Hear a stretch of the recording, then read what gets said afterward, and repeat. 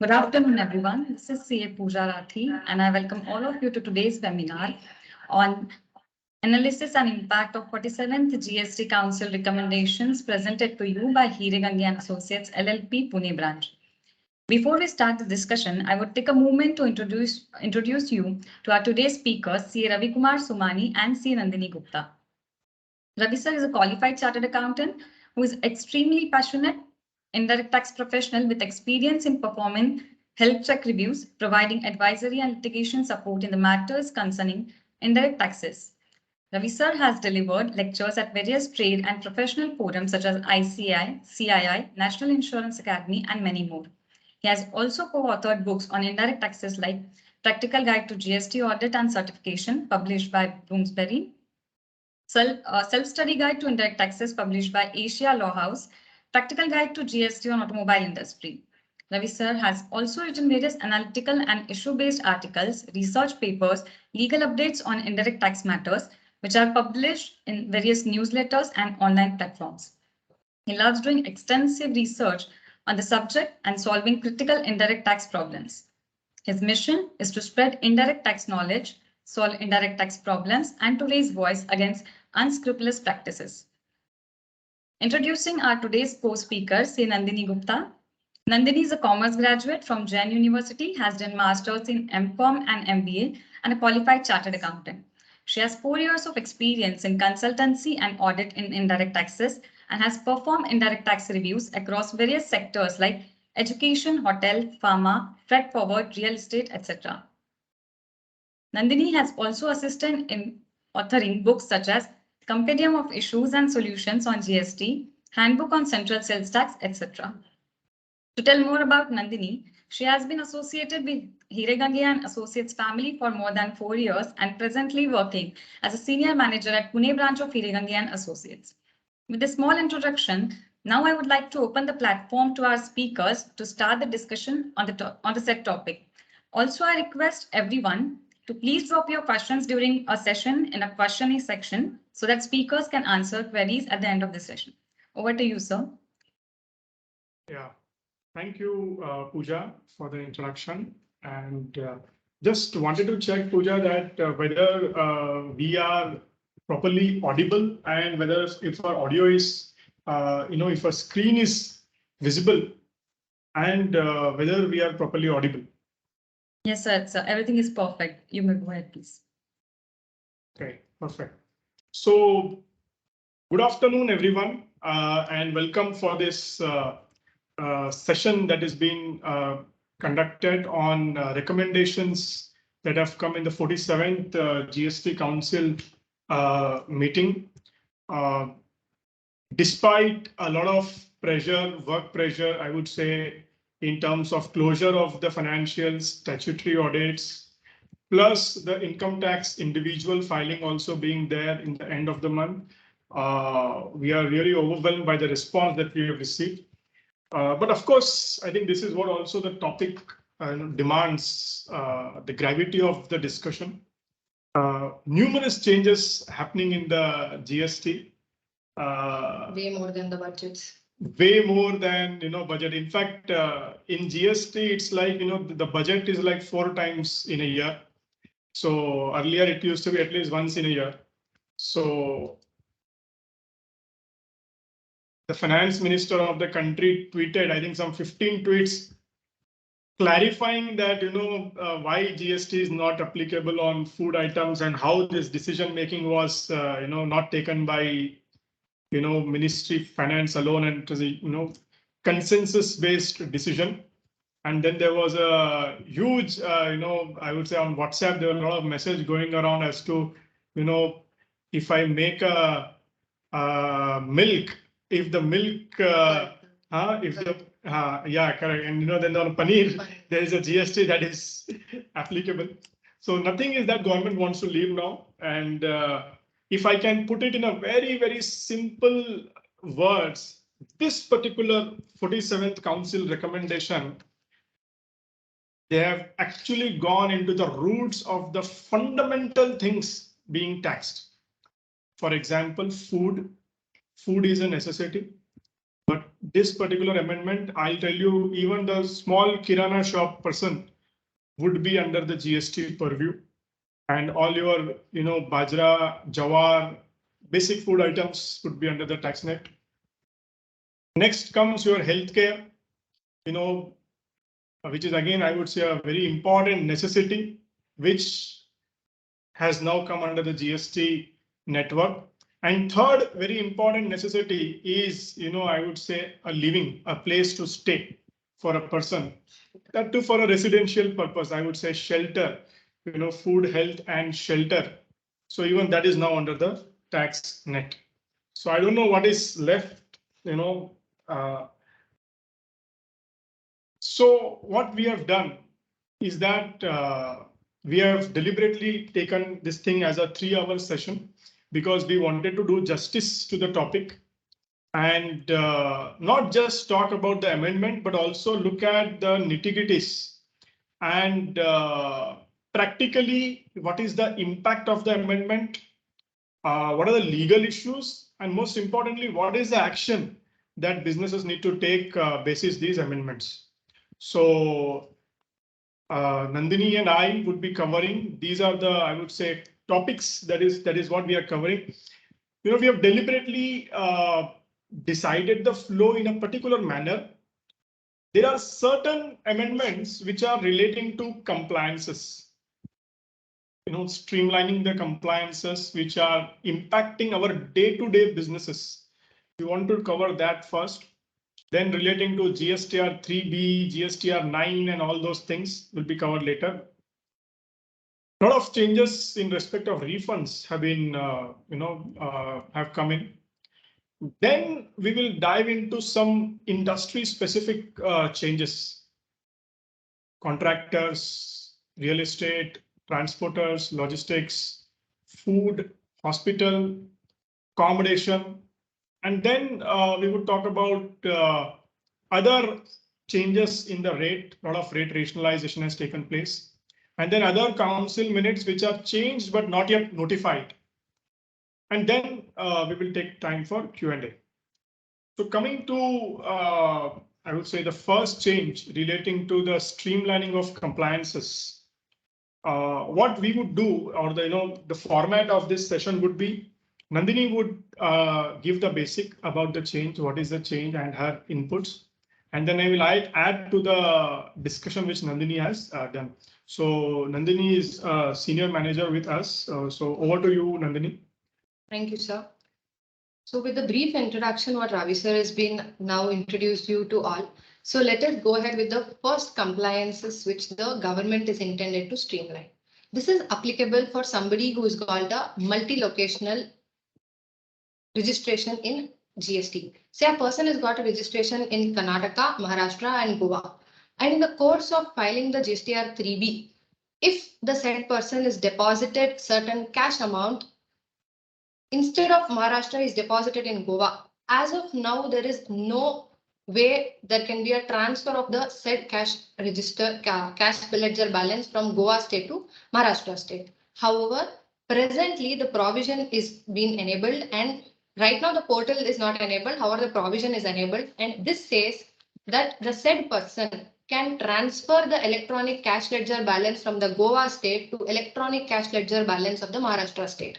However, here there is two conditions to it. What can be transferred is only CGST, IGST. However, there is no proposition which is involved to transfer the SGST balance and the cess balance of the cash ledger.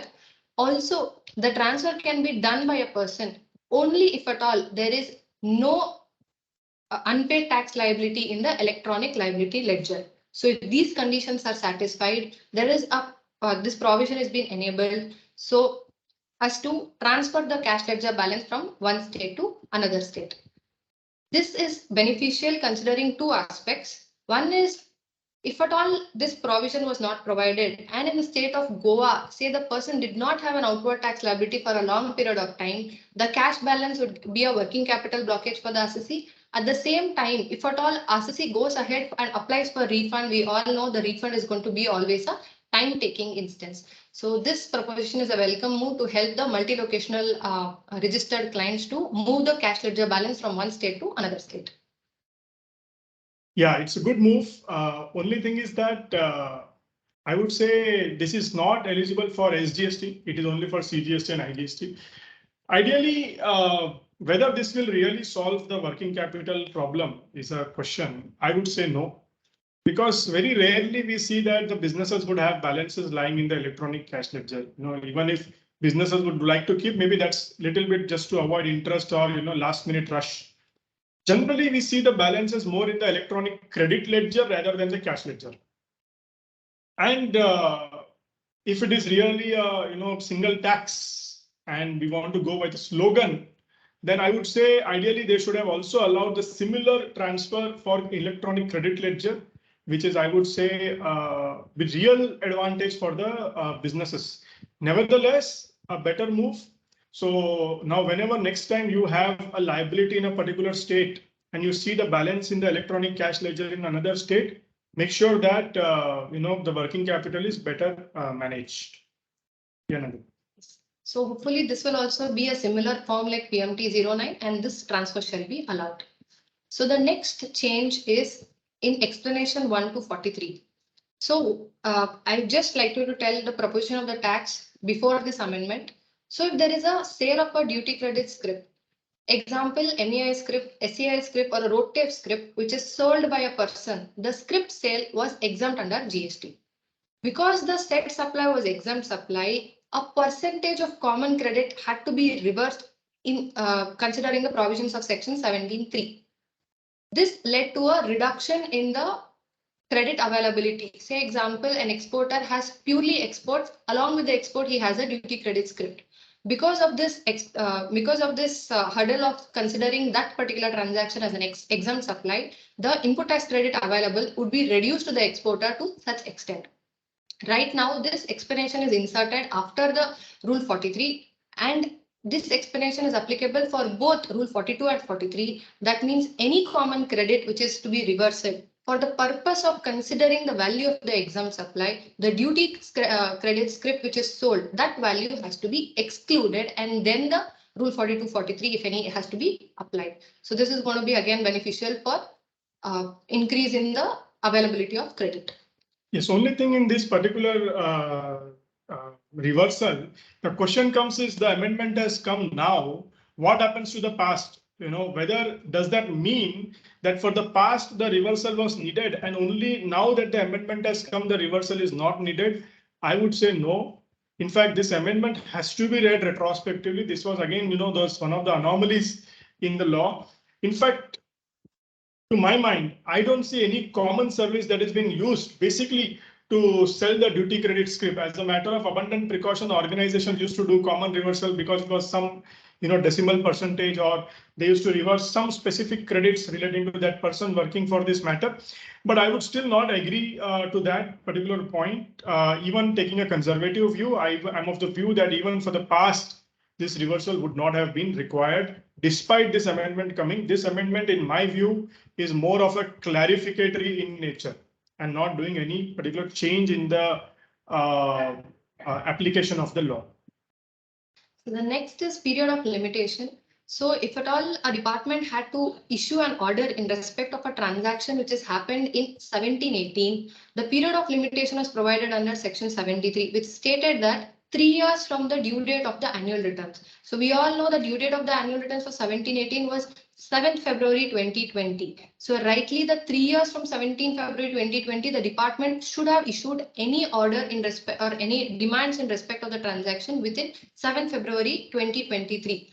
With this amendment, the department will get 7 more months of benefit and the period of limitation is extended up to 30th September 2023. Yeah. So this is little critical amendment, I would say.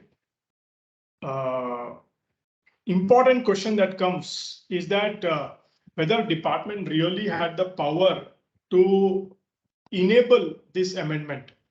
First and foremost important thing we need to understand is that this amendment is by virtue of section 168A. The power for this amendment comes from section 168A, which says actions that cannot be completed or complied with due to force majeure. Now, as per department, COVID-19 was a force majeure. Yes, agreed, no problem. But the point is, the time limit was never ever expiring within the period of his force majeure. Please understand. Any which ways, the time limit for issuing the order was January 2023. So does that mean that department is of the view that the COVID is further going to increase up to January 23, and that's how this amendment is there up to September 23? Is it something envisaging into the future? And it's an action that cannot be completed. How can something can be said to be completed when the time limit for completion itself is not there in that period? So I think on this one ground, this particular thing will be challenged. Second very important ground is this is not done by way of amendment in the Act. Ideally, if they want to extend the period, see, we all know that 1718 raising a period for raising a demand has already got extended because of delay in filing of the annual returns and extensions in the annual returns and all those things.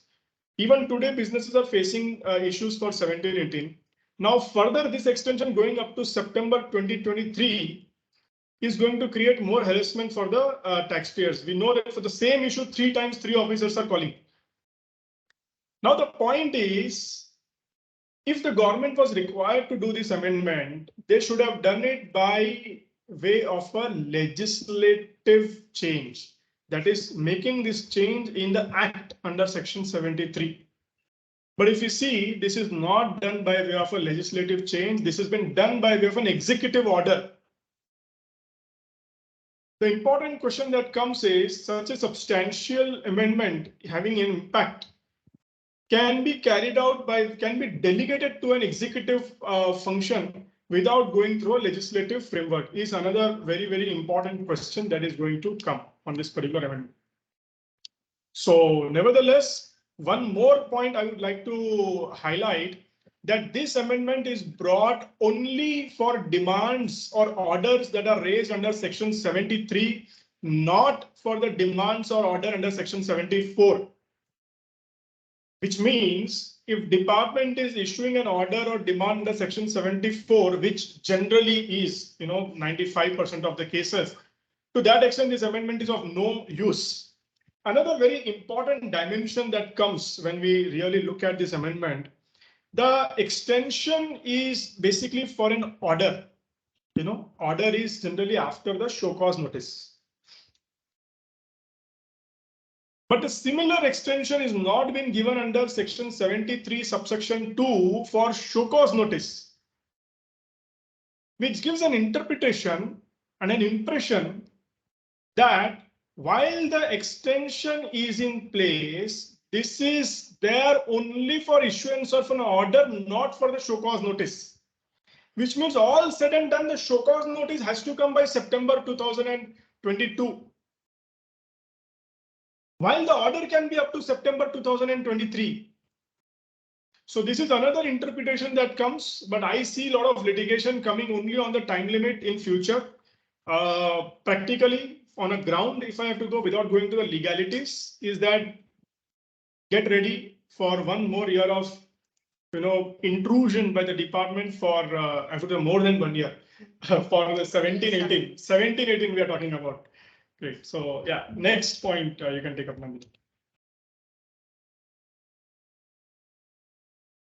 Next is the time period for calculation of a time barred refund, or within the time period the refund claim has been applied. So this is a very important move and a very important provision which is enabled. So there was a lot of confusion as to what happens to all those refund applications which had to be filed within the period of March 20 and between February 22. If at all the refund had to be filed within this period and the same is not being filed within the said period, this the COVID period, what we can say, this period of 2 years has been excluded for the purpose of calculating the period of limitation by the period of calculation for refund application by the applicant, either under Section 54 and Section 55 both. So earlier, even the Supreme Court by its extension of order had provided that this refund also has to be provided with this benefit. However, there was also a circular which said that no, this is not available for refund, only applicable for demands and orders by the department, and also initiating other procedures from the departmental perspective. However, this notification is brought into clear impacting assessee filing the refund claim has to exclude this period of COVID of 2 years for the purpose of calculating the period of limitation. One very important aspect here is even for August 20, I would say the August 20 refund claims are still alive. And because of this time period, which is excluded for the purpose of calculating the refund time limit, August 20 refunds also can be filed today. Correct. So a good amendment, I would say, both for the assessee as well as for the departmental officer. Now, what they are saying is that period between 1st March 2020 to 28th February 2022 will be excluded, which essentially comes to 24 months. So this 24 months will be excluded for the purpose of calculating the refund, whether it comes to assessee making an application for refund or the department officer issuing an order for demand or order for erroneous refund claim. Now, important action point for the taxpayer. Now, if I really work out the calculations, basically an assessee can now apply for refund for whatever taxes that have been excess paid or accumulated refund due to any reason as export, SEZs or whatever other scenarios. Can actually apply from July 2018 as what we are discussing today. As on today, a person can go back to July 2018 for the purpose of application of refund. Very, very important point, please make note. Now the question that comes is there are some highly contentious issues under GST on which the taxpayers ended up paying tax and not claim refund. For example, ocean freight, businesses have paid tax. Now we have a Supreme Court judgment that it is not liable. We can certainly look at claiming refund where there is a blockage in the electronic credit ledger. Education says, secondary higher education says, due to various amendments, all those nonsense that has happened, businesses have reversed, taken the cost. I've seen businesses taking cost in crores for education cess and secondary higher education cess. Today, we have got at least 10 judgments saying that it is allowable as a refund. And I'm talking about the judgments of tribunal. Certainly, this can be looked at. Construction industry, the 1/3 land deduction. Businesses have taken the land deduction based on 1/3 basis, while the actual value of the land could also be 70% or 80%. Today, we have a Gujarat High Court judgment for the same. File an application for refund. For the matter of employee recoveries, everybody has paid the taxes. I have seen organizations right from 5 lakh rupees to 2 crores. Businesses have paid GST on the employee recoveries, be it canteen, transport, internet, telephone, mobile, uniform, notice pay recovery. And now we have a clarification, it is not liable. We have got at least 10 advanced rulings. Mind you, advanced rulings saying GST is not payable. So if you have paid, this is an opportunity for you to claim refund. Question that comes is, sir, we will not apply for refund. Why? Because department will litigate. So हम क्या करेंगे? हम wait करेंगे, sir. एक बार let somebody else apply. Let the Supreme Court tell that yes, on all these contentious issues, refund will be eligible. Supreme Court will tell after 5 years or maybe 10 years or 15 years. Then we will file our claim or lodge our claim for refund. Sorry, you will not get refund. Because if you want a refund for your GST number, then you have to fight your own battle. This is what Supreme Court told in Mafatlal Industries. So based on some Larsen and Toubro's or Reliance judgment, you cannot then say after 15 years or 10 years that even you would like to get the refund. So a decision making has to be done today. I would say very good amendment for the benefit of assessees. Only very important aspect is as one need to look at the computations, calculations, timelines, and most importantly, the aspect of unjust enrichment very clearly before filing an application for refund. I would suggest taxpayers to do one activity for themselves internally. 2018 से लेकर अभी तक आपने किन किन चीजों पर GST भरा है, which you feel is doubtful, not payable, wrongly paid, excess paid, various reasons. Consider this as a blessing and go for refund. And today we got one more wonderful news coming from Supreme Court that the transitional credits relating to service tax, excise, VAT, and your CVD and education says secondary education, whatever transitional credits where businesses have missed out either due to technical glitch or due to any reason. Supreme Court has given an order to department to open the window between October to November for 60 days or 90 days something, and let everybody claim the transitional claim without any restriction. Now, let me tell you, if this particular thing, ideally department has to comply with the order of Supreme Court. And if this happens, I see a very, very good move, welcome move, and the end to the big time litigation that's happening on the transitional credit. And this is exactly what I remember saying, 4 years, 5 years back, basis the Delhi High Court judgment of Arise India. Thank that Supreme Court has given this judgment today in the context of, I think, Philco trade. So wonderful move, but I have my own doubts to what extent department would, eventually they would open, but they would put some ifs and buts, which could create problem. Only problem is that Supreme Court mentioned that this order has to go for verification to the jurisdictional officer, which will create harassment unnecessarily. But anyway, this is a good move. On the same thing, department's time limit is also extended for 2 years for erroneous refund granted, if any. So next one. So next one is a clarification on the perquisites, various perquisites. These perquisites should be various facilities where the employer has provided certain facilities to employees. Say, for example, these perquisites could be travel benefits, insurance, canteen facility. So things like this is being provided as a perquisite by employer to employee. Now, the next confusion was if there is a recovery or whether the same is not recovered any amount. Say if the employer incurs 100 rupees as a cost for providing the travel facility to employee, and whether or not the employer recovers any amount or recovers a notional amount, still the same was considered as a deemed supply under Schedule 1 and liable to tax.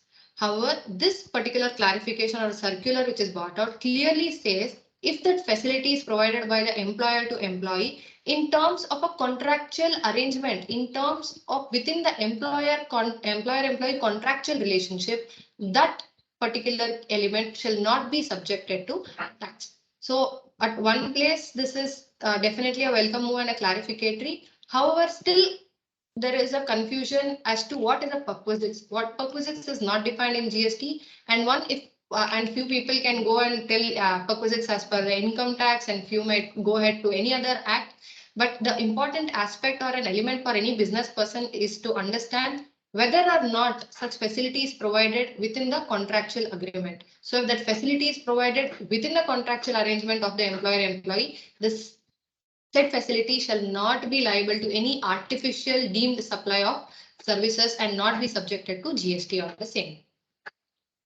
Correct.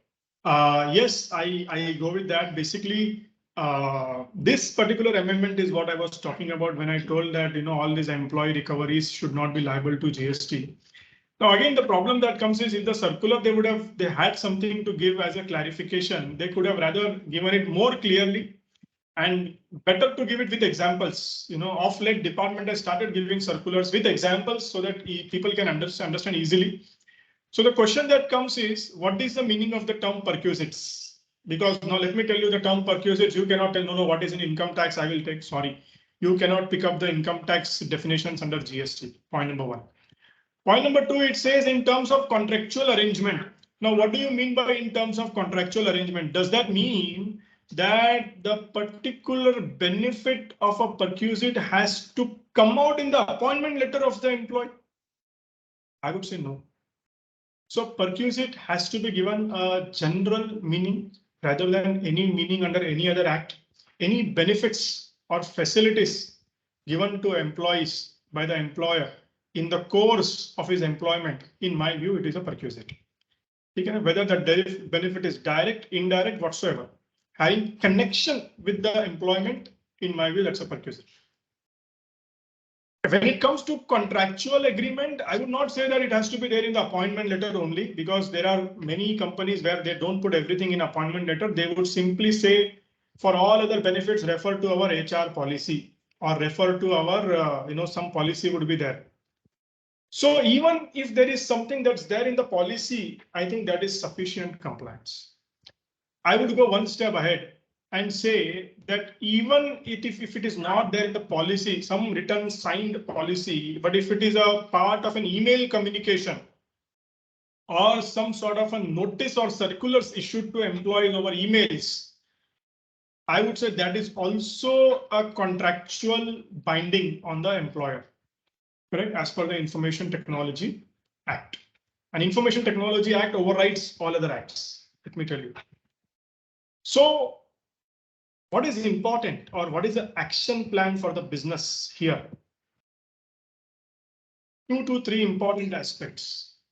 In case businesses are paying GST on recoveries, it's high point that they seriously think over once again whether we need to really pay, not pay. If we would like to take a conservative view, what is the cost of the compliance? How are the employment agreements drafted? Whether the employment agreements are properly drafted or the HR policies are properly drafted to take the advantages of this particular amendment. It may be possible that, it is a perquisite, it is, we all know that, but it is not properly worded or coming out in your written documentation. We know that, eventually, ultimately drills down to what is coming out in the documentation. So it is important that, the employment agreements, appointment letters, or whatever HR policies are properly revisited so that the benefit can be eventually be taken properly legally without any dispute or hurdle. I think coming to rest of the 2 amendments, which again I feel more of clarificatory in nature, and Nandini has covered that, so I would not like to talk more on that. You can go ahead, Nandini. So next is one of the additional facility for making payment of GST taxes. So one is UPI and one is the immediate payment services, where the government wants to encourage the usage of the same in payment of the additional payment of the taxes also to the GST portal. Next important aspect is a declaration for non-applicability of e-invoicing. So there are categories of persons such as GTA, banking, passenger transportation, people like this to whom, though their aggregate turnover is crossing the threshold limit of 20 crores, e-invoicing is not applicable. As of now, there is a great confusion as to how do you determine whether the invoice provided is to be accepted, or how do you understand whether the invoice provided has to be not accepted and ask for an e-invoicing. And considering these category of services who are not at all subjected to e-invoicing. That is why this notification is brought into impact and trying to tell that you yourself, being a person providing these category of people who are not liable to e-invoicing, go and print on the invoice stating the declaration as to e-invoicing is not applicable despite the turnover limit. This helps in 2 places. One is the assessee who is availing the said services can accept whatever is the invoice provided by the provider and not again ask for an e-invoice. Second is in the course of the departmental verification of the input tax credit, if at all there is an e-invoice required and there is a normal invoice, the department can go ahead and disallow the input tax credit. However, for these services, because of the declaration which is already printed on the invoice, even the department could not have any dispute in this case. Yeah, so basically, I think the first 2 amendments are more of clarificatory, not clarificatory, I would say procedural amendment. E-invoice declaration is very important. So I think that is where we need to educate our clients and suppliers, vendors, more specifically. As far as this electronic credit ledger is concerned, see, this was never the confusion. This part you've not yet. So I think first you can cover this.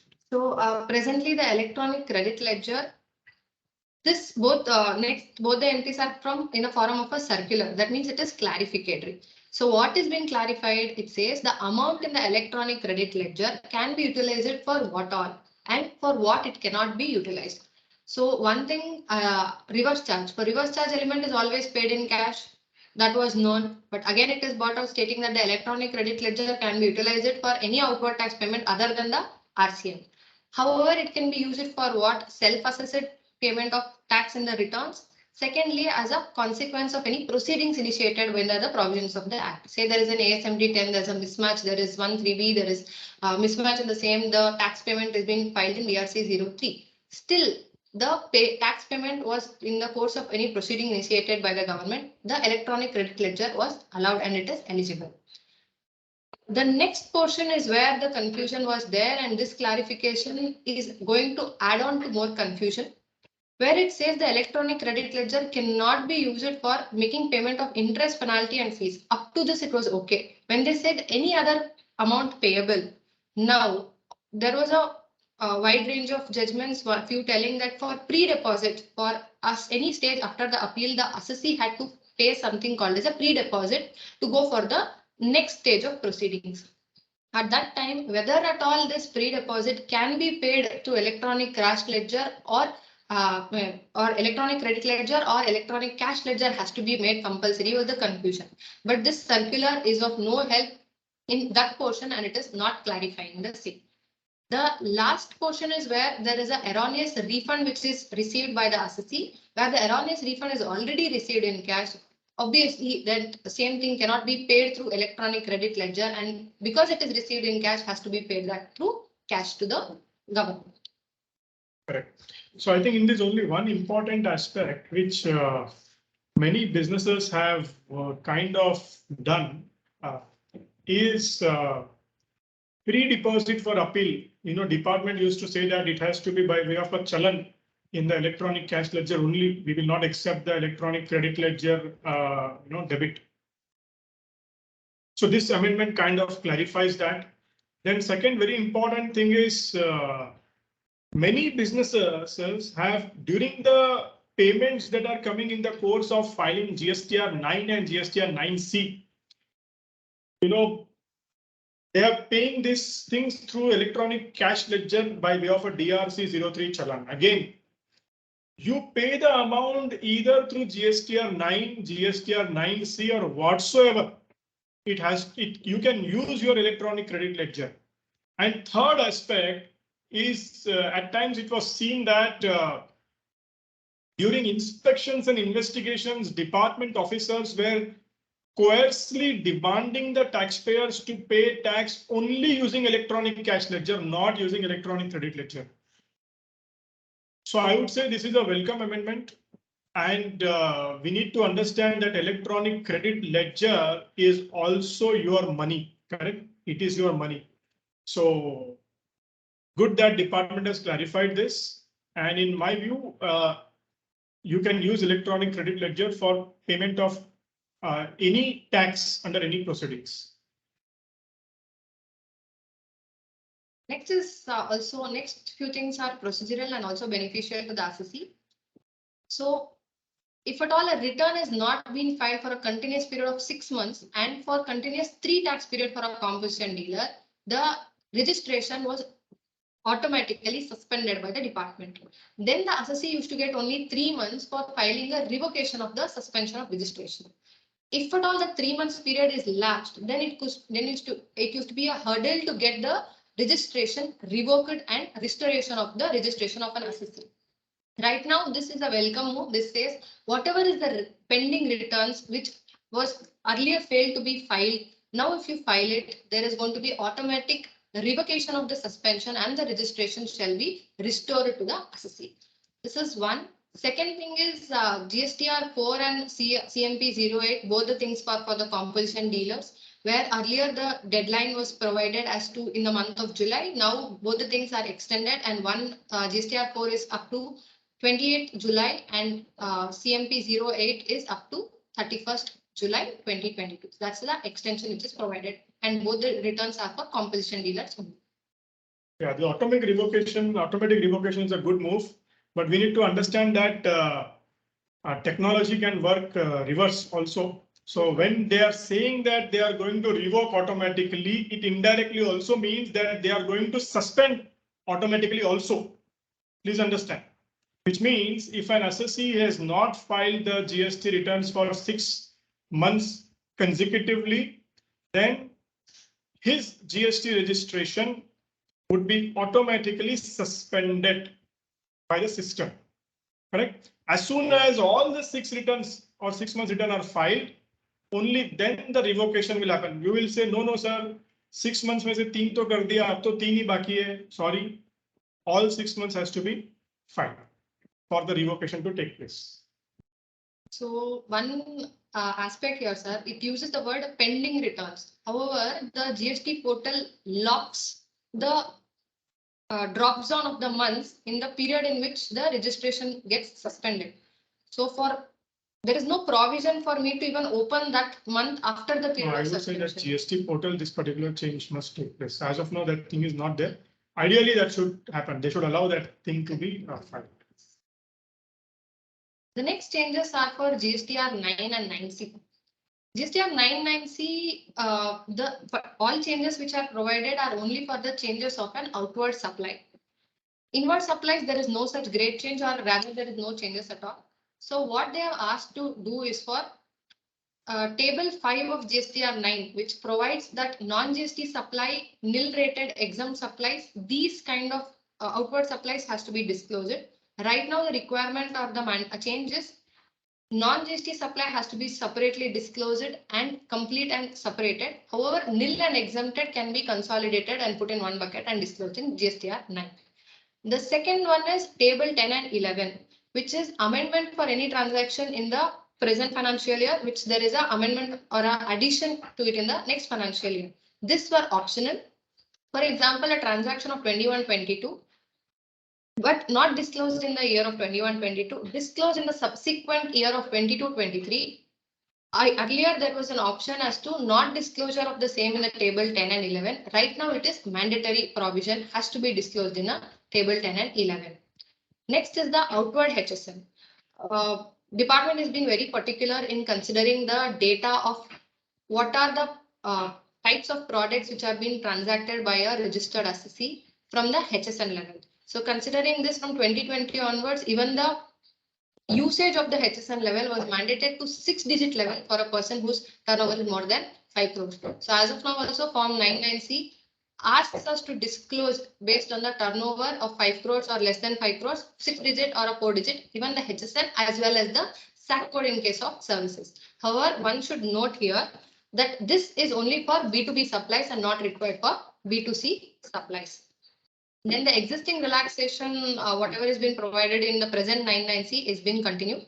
And also the present exemption for a assessee who is less than 2 crores is there. There is an optional of filing the form 9 and 9A. Now, only one important amendment which I would like to bring to the notice of all of you is relating to that HSN details, what has been there. See, GSTR 1, few people are giving HSN, few people are still not giving the HSN details. Now here it comes as a mandatory requirement. Now, the law says that if you have done any mistake in GSTR 1, 3B, whatever, you should correct it in 9, and whatever goes in the GSTR 9 is your final assessment. That is the final self-assessment of a taxpayer. Agreed? Now the point is, department wants HSN details at 6-digit level for more than 5 crores and 4-digit level for less than 5 crores, only for B2B in that case. 2-3 important points which I would like to emphasize upon here. When we do the GST audits or reviews for our clients, we see discrepancies in the HSN, quite often. HSN is not correct, but the rate is correct, तो चलो कोई problem नहीं है, because rate was right, so HSN is just a compliant. But the matter of the fact remains that HSN was not correct. HSN is not correct because the classification of the product itself was wrongly done totally. That is another issue. And HSN not correct, impacting the rate of tax. Now all these 2-3 options can be there. Businesses having 1 or 2 products where the HSN is clear, okay, I don't see much of a concern. But businesses having multiple products, dealing in multiple HSN codes, and having lakhs of line items or thousands of line items, that is where the big time issue is going to come. Any disclosure of HSN wrongly, tomorrow the officer would say that this is what you have given as a HSN code. When I put this HSN code on the system, the rate is 18%. You have put 5% or 12%. Sorry, pay GST. Many businesses, even today, do not have the HSN level information. Even large organized businesses I'm talking about, because we are seeing this day to day. Many businesses have the HSN level information, but at the 4-digit level, not at the 6-digit level. Now my worry is, at the time of filing GST 9 and 9C, if you are asked to do this exercise of HSN level, and if you're not ready, and you are, let's say, in November or December, and now you need to file GST 9, and you don't know what is HSN, and if you are giving to some junior to go and check HSN and put something at the 6-digit level, it is going to be a big time problem because the assessment would go wrongly. So my suggestion would be proactively now itself, because we have got good 6 months or 5 months rather now from now itself, make sure that all your outward supplies HSN at the 6-digit level or 4-digit level, as the case may be, are properly put up in place. And for consultants who are supporting the clients, this is going to be an additional responsibility to review in GST 9. So other changes, I would say, more or less are procedural. Next is a very important amendment in section 50, which is interest. So till date, we were taking a shelter as to, though there is an interest element which is provided under section 50, section 50 subsection 1 provided that interest as may be as interest calculated in the method as may be prescribed. And till date, there was no methodology for discharging the said interest which was available. So right now, with the amendment of section 50 subsection 3, at the same time there is a new rule called 88B which is inserted. So first let us go to rule 88B, what has been inserted. Rule 88B provides the methodology of paying interest in 2 categories. One is for an outward taxable supply, one is an ITC wrongly availed and utilized. So both the categories separately we will look at it with an example.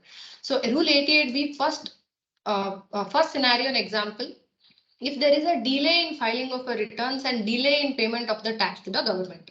Say there is a 1 lakh rupee tax liability for the month of July. July returns has to be discharged on 20th August 2022. However, if the said return is being discharged by the assessee on a 10 days delay and the said thing is discharged on 30th of August, and the said tax liability of 1 lakh rupee has been discharged at 40,000 through cash and 60,000 through electronic credit ledger, then the interest calculation shall only be on the net. That means it shall only be on the cash portion for 10 days at the rate of 18%. This is the first scenario 88B is been considered. Second scenario is a tax liability consequent to proceedings initiated by the department, say ASMT 10, say audit objections of ADT 02, DRC 01A pre-show cause notice, DRC 01 a show cause notice. All these proceedings is initiated by the department, and if there is a tax liability discharged in the course of the proceeding, then 88B provides that the interest component shall be calculated on the gross and not on the net. So there is no benefit of telling that the tax liability was paid through credit, and to such extent there is no interest element on the same. So there is no coverage at least provided in rule 88B.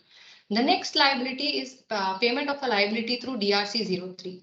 So here very important thing is one should understand DRC 03 was not at all formed only for covering the situation of payment of any tax under any of the proceedings. It was also for a situation where a assessee filed nil return, for example, then he wants to voluntarily go pay the returns, pay the taxes. There was no methodology provided. And that also was covered in the DRC 03. So in that situation, the 88B says there is no shelter and you will be taxed on the entire amount, and there is no shelter of the payment of the outward tax liability in the credit ledger. So irony of it is, say for example, in the GSTR 3B portal, you get, do you want to file nil returns? Say by mistake, if at all that is being clicked. After that, the assessee realizes wants to pay the tax to the government and pays it through DRC 03. If there is at least 1 day delay also, for the entire 1 day delay, the interest element shall be calculated on the entire 1 lakh rupee in the example we discussed, and 60,000 rupees ITC will not be available as a benefit. At least rule 88B provides this, but is this an intent is still a question. You want to add? I'll go to We can cover all the 3 scenarios. Okay. So the next scenario is where there's an output tax liability, say in the same example, 1 lakh rupee, which has to be paid, and the same is discharged only up to 90,000 in the month of July. Say that is also discharged 10 days delay, and this 90,000 rupees is being discharged, say, example 30,000 in cash and 60,000 through electronic credit ledger.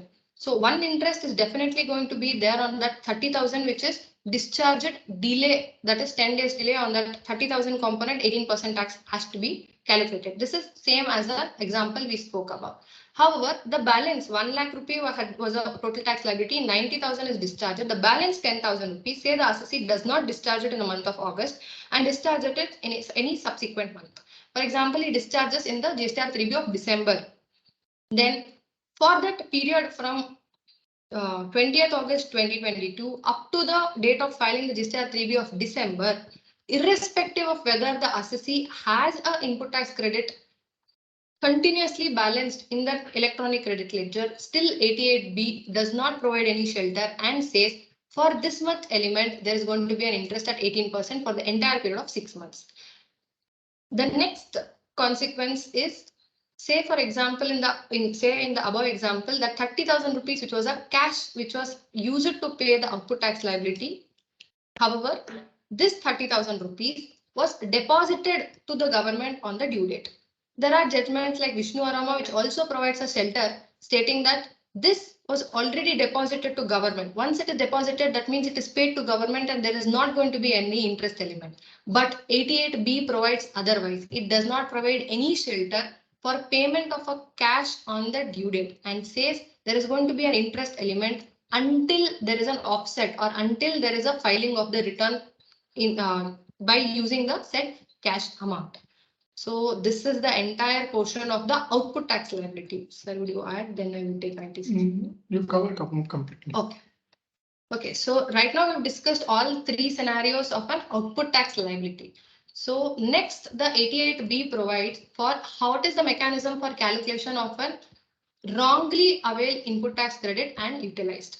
So there was a confusion, and there was a confusion. Why there was a confusion? Because the provision of section 50 said that interest shall be applicable if the ITC is availed or utilized. The minute it is availed or utilized, then the department started telling the minute you have availed it, irrespective of whether you utilized or not, there is going to be an interest element. However, right now this provision of section 50 subsection 3 itself is amended and now it says availed and utilized. So accordingly, even 88B provides the methodology of calculation. So let us take an example here also. Say there is a wrong availment and utilization of credit of say 10 lakhs rupees. At the time of utilizing this 10 lakhs rupees, the assessee had in his electronic credit ledger say 6 lakhs rupees. So that means how much is wrongly utilized? Only 4 lakhs rupees. The balance 6 lakhs rupees is availed and kept but not utilized. So until you utilize, there is no interest element. So now there is a very important element called utilization. Now even 88B goes ahead and tells what is the date of utilization.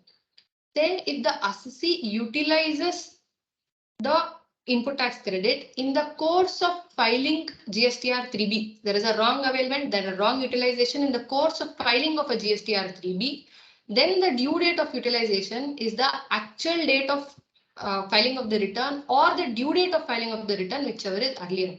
Say in the example we spoke about, if at all July month GSTR 3B is filed by the assessee in the month of December, still the utilization shall be from 20th August 2022. The interest calculation shall arise. So that will be the date of utilization. Second date of utilization which is provided is for utilization of a wrong ITC in the course of, say, in DRC 03, or there is an NRS refund which has been taken by utilizing a wrong ITC. In those scenarios, the date of utilization is the date of debit in the electronic credit ledger. So this is the 2 dates of utilization is provided and the mechanism of calculation of interest. To this also, they have also specifically said the rate of interest is not 24%, but it is only 18%.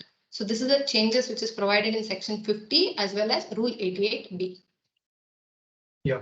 So on the interest, two, three important things I would like to highlight. First and foremost thing is this particular change or the amendment which has come by virtue of rules pursuant to the amendment that was there in the Finance Act 2022, which is now in place. So this is applicable retrospectively and not prospectively. So it will be applicable right from 1st of July 2017. Second very important thing is in Finance Act 2022, there were 2 amendments. One was in the context of utilization, whether the interest is applicable or not. Second was that fact that 24% interest would not be applicable. Now that 24% interest would not be applicable, that part they have not yet notified. So only the half part has been amended. I don't know the reason, but only the half thing has been amended. The other rest half is not amended. So it may be possible that the harassment that pay interest at 24% can continue to happen because that is not yet notified. Now we need to understand that after this entire amendment, when I read the section 50 per se, I see a very big anomaly over there in terms of the fact that when you are paying interest for reversal of ITC, the mechanism is totally different. And when you are paying interest as a tax for the outward supply, the mechanism is completely different. So this was not needed in the first place. Now, whatever we are talking about, that interest is not applicable only on availment, it is applicable on availing and utilization only. Let me tell you, this is only for the ITC side, not for the tax that you're paying in the outward supplies, correct? So this is one important thing which the officer is going to point out, and the issue, whatever availing utilization is going to be continue to be there even in future. Now coming to next important aspect, that whether interest at all should be applicable when there was the balance already lying in the electronic credit ledger. As long as you file your GST returns within the time limit of, in the said returns as a self-assessed tax, they say that interest will be applicable only on the debit that you will make through electronic cash ledger. So 2-3 points which are open and not addressed by the department. One is, what if my returns I don't pay as a part of GSTR 3B, but I pay as a part of GSTR 9, whether that would also be considered as a self-assessed tax. Going by the strict reading of the word, the law doesn't seem to be, but I don't think that is the intention. Even if you are paying through GSTR 9, in my view, that is self-assessed tax. Even if you are paying through GSTR 9C, because now it is voluntary, certification is voluntary. In my view, it is a self-assessed tax and should not be liable for any sort of interest. Second very important aspect is that it says said return. Said return means, let's say there is a liability of July. I can either amend July or I can file July return late. In that case, this benefit is there. But what if the liability of July I disclose in, let's say, September return? Which generally businesses would do that way only, right? Nobody will hold the return of July. Now, strict reading of the provision gives an impression that the benefit is not available. And you need to pay interest even on the ITC portion, which again, I would say should not be the intention, but at the ground, the officers would harass on that particular point. Next, the amendment, when we read it holistically, it brings out that if any tax liability is paid after the commencement of show cause notice, investigation or proceedings, there also the benefit is not there.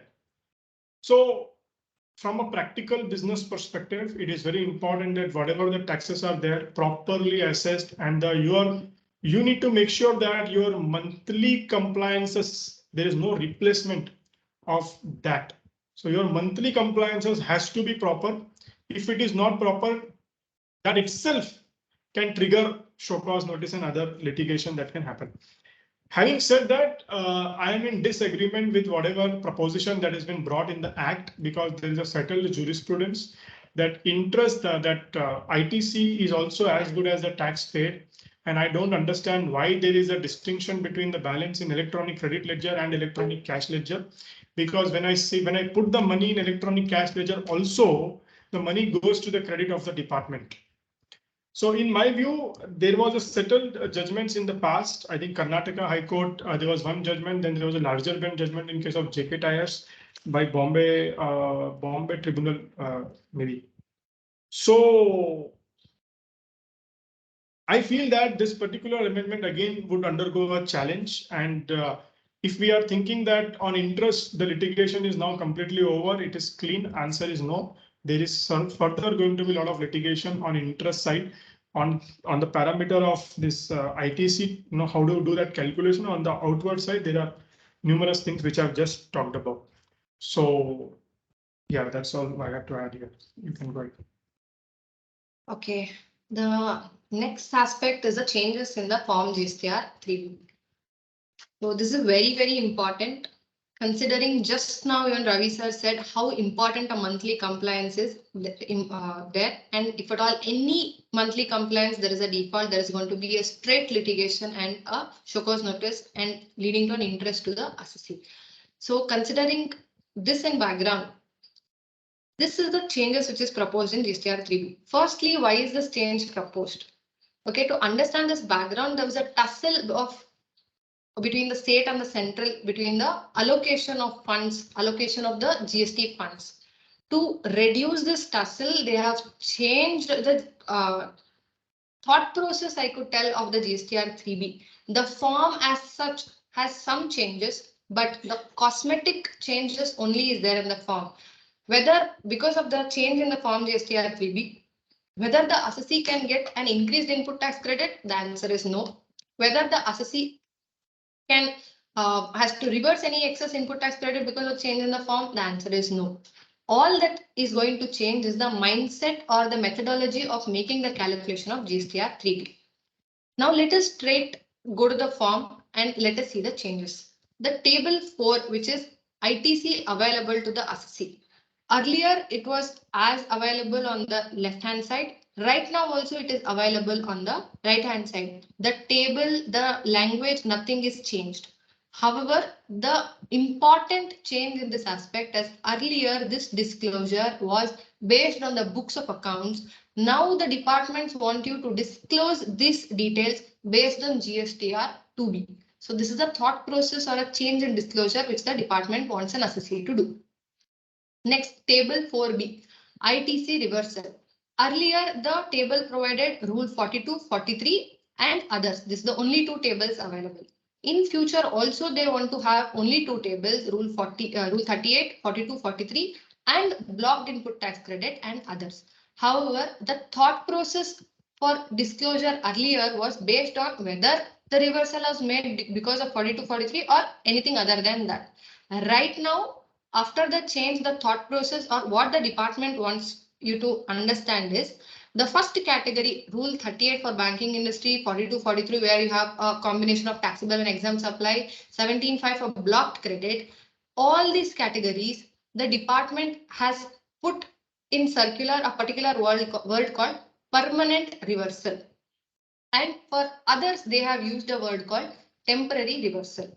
Now, the government, no, the thought process before giving the circulars was all this blocked credit such as 17.5 for banking industry, the rule 32 for 42, 43 where there is a reversal required. These are permanent reversal. This is what the circular has provided. However, in my view, 42, 43 can never be a permanent reversal within the year. It has to be settled in the next year within September. That is the settlement of 42, 43 because the turnover might vary for the assessee.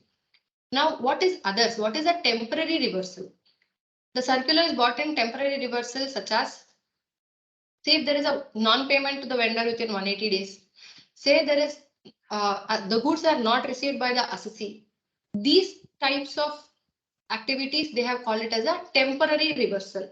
You'll just understand how this disclosure is very important. And the last table which is changed is other details. So in other details, earlier we used to just have a disclosure of 17.5 or any other ineligible ITC. So presently the proposed change is other details, ITC reclaimed, which was reversed earlier, and ineligible under the provisions of 16.4 and ITC reversed under due to POS provisions. So let us take an example and understand this entire change of thought process. Okay, for the month of July, say earlier to this change, I had an input tax credit of say 80,000 rupees in my books of accounts, which was matched to GSTR to be 80,000 rupees. What was the disclosure? The disclosure was all other ITC, we used to disclose 80,000. There used to be no reversals, and the net input tax credit available was the same 80,000 rupees. Still, in this example, let us add 80,000 rupees plus a 10,000 ineligible credit was there, which was also matched to GSTR to be portal. Then the disclosure was say 90,000 in the table 4A, then 10,000 as a reversal, and the same 80,000 was the net input tax credit available. So earlier, with whatever we just discussed, 80,000 rupees is the ineligible credit. So right now the change or the thought process of filling the form is, say for example, in a month of July, GSTR 2B has say 1,20,000 rupees as a input tax credit available in the same. Out of this 1,20,000 rupees, say 80,000 rupees is those input tax credit on which the assessee has received the goods, received the invoice, and also accounted for. Another 30,000 rupees are those services which are not being still available or received by the assessee. Another 10,000 rupees say is ineligible input tax credit. So at that time, what does the disclosure requirement change or thought process is provided? So 1,20,000 rupees shall be all other ITC which shall be disclosed. The 10,000 rupees which is ineligible credit has to be a permanent disclosure under 4B1. The 30,000 rupees which is temporarily reversed because the invoices or the goods are not received by the assessee shall be in this others. So this is the first month disclosure of GST for the month of June. Say in the next month of July, that 30,000 rupees invoices, goods which were not received in the month of June is received in the month of July. So next, then what is the disclosure in the month of July, let us see. So in the month of July, let us keep it very simple. Say 50,000 rupees is the input tax credit available in books of accounts. Say same 50,000 rupees is available in GSTR 2B. So what is the disclosure requirement allows you to do? In all other ITC, you are going to disclose say 50,000 rupees plus 30,000 rupees of that input tax credit, which was reversed in the last month because of non-receipt of the goods. Going to add it, disclose the same thing as 80,000 rupees. No other reversals here, and ITC available for the month of July shall be 80,000 rupees. After this, very important disclosure here is that 30,000 rupees is going to be disclosed as ITC claimed in the month of July. However, this is a reclaimment of a credit which earlier was reversed in one of the tables of 4B2. So what with this, how will it help the department for the month of July when they compare your returns to GSTR 2B? They're not going to compare the 80,000 rupees which you disclosed in all other ITC. They're going to compare it with 80,000 minus 30,000 which is reavailment. So 50,000 to 50,000 which is going to match, and thus there is not going to be any difference, or there is going to be a reconciliation of GSTR 3B and GSTR 2B. So this is the thought process behind change in the GSTR 3B form. There are other changes. Cover all the changes. Fine. Okay, then very important disclosure is ineligible ITC. Say 16.4, there is a time barred input tax credit which is available in the assessee's GSTR 2B. And then there are place of supply, where there is a place of supply which is other than the place in which the assessee has a registration. All these categories are presently also auto-populated in GSTR 2B called as ineligible input tax credit. So this particular table of ineligible input tax credit is going to get auto-populated, and the department is clearly told this is a permanent reversal, or the assessee shall not claim any of this refund. Say there is a disclosure error of a place of supply by the vendor, or the invoice date is wrongly put up by the assessee as a old by your vendor as a old date, and by mistakenly, if at all, there's an auto-populated amount and the amounts are not removed or verified by the assessee and the GSTR 3B return is filed, then the department can consider the same as a permanent reversal, acceptance of the ineligibility of the credit. So it's very important to understand the table 4D, which is completely amended in the new form. So right now the portal, this has not been changed. So once it is changed, this mechanism of disclosure of 3B has to be adopted. So these were the various explanations we've already covered here. We also covered the examples. Then the ECO, should I go? The ECO disclosure. Okay. So then the disclosure or the additional tables which is going to be allowed in the form GSTR 3B. So one should understand there is two types of supply by through an e-commerce operator. One is a supply through an e-commerce operator where the tax liability is shifted from the person providing the supply to e-commerce operator. Example, a restaurant service. Though the restaurant is providing the service through an e-commerce, the payment of the tax liability is shifted on the e-commerce operator because of section 9(5).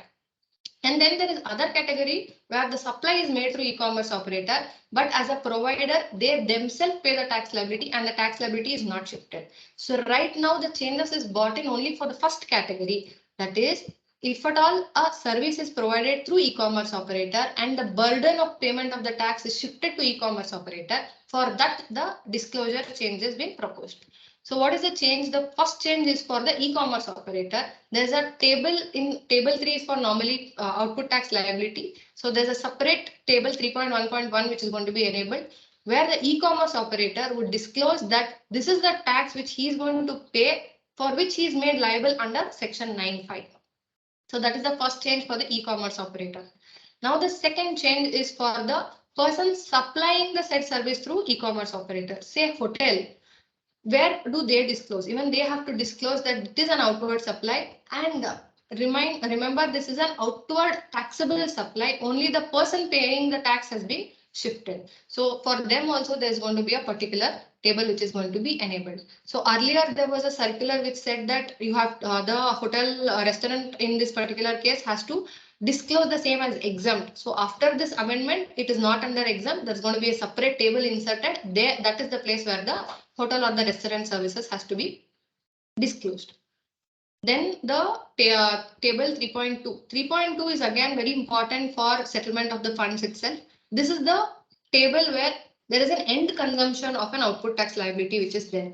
So if there is any supply made to a unregistered person by to a composition dealer or to a UN holder as a provider of supply, he has to maintain and report this case based on the place of supply wise. So right now this table is getting auto-populated. One will need to verify how is it auto-populated because of GSTR1 which is already filed.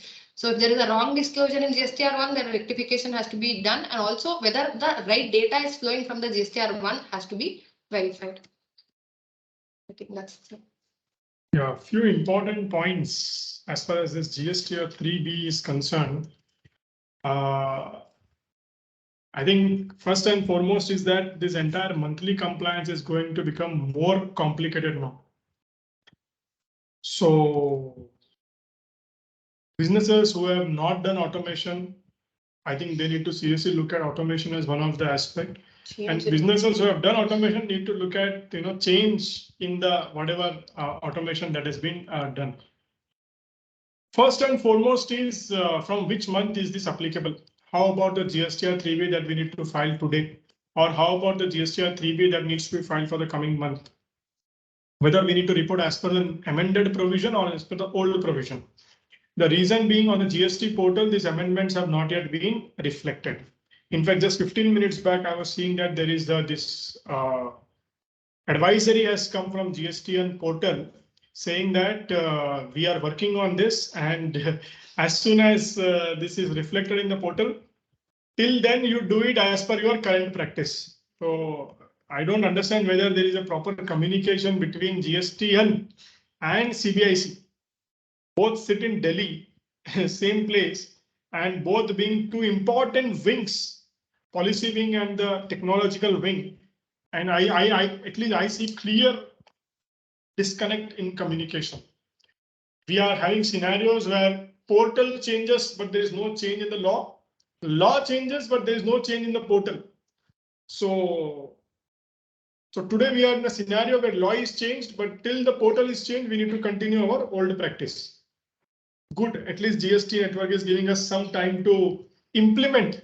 Otherwise, they could do it on 19th of August overnight. Still we got 30 days. Policy wing पे छोड़ते तो 2 दिन में करने को बोल रहे थे. 18 तारीख को amendment आया and 20th we were to file the GST returns. Anyway, next very important aspect is the future of ITC seems to be like this. We will give you the credit only basis what is there in 2B. अगर 2B में नहीं है, तो system will not allow you to take the credit more than 2B, looks like. Although 4D1 जो change हुआ है, which is on the screen, in my view, that should be a table where if we add amount, it should be getting added to the credit. Only disclosure. That doesn't add to the net ITC. That is only disclosure. But that's something we need to wait because that is where I'm reclaiming.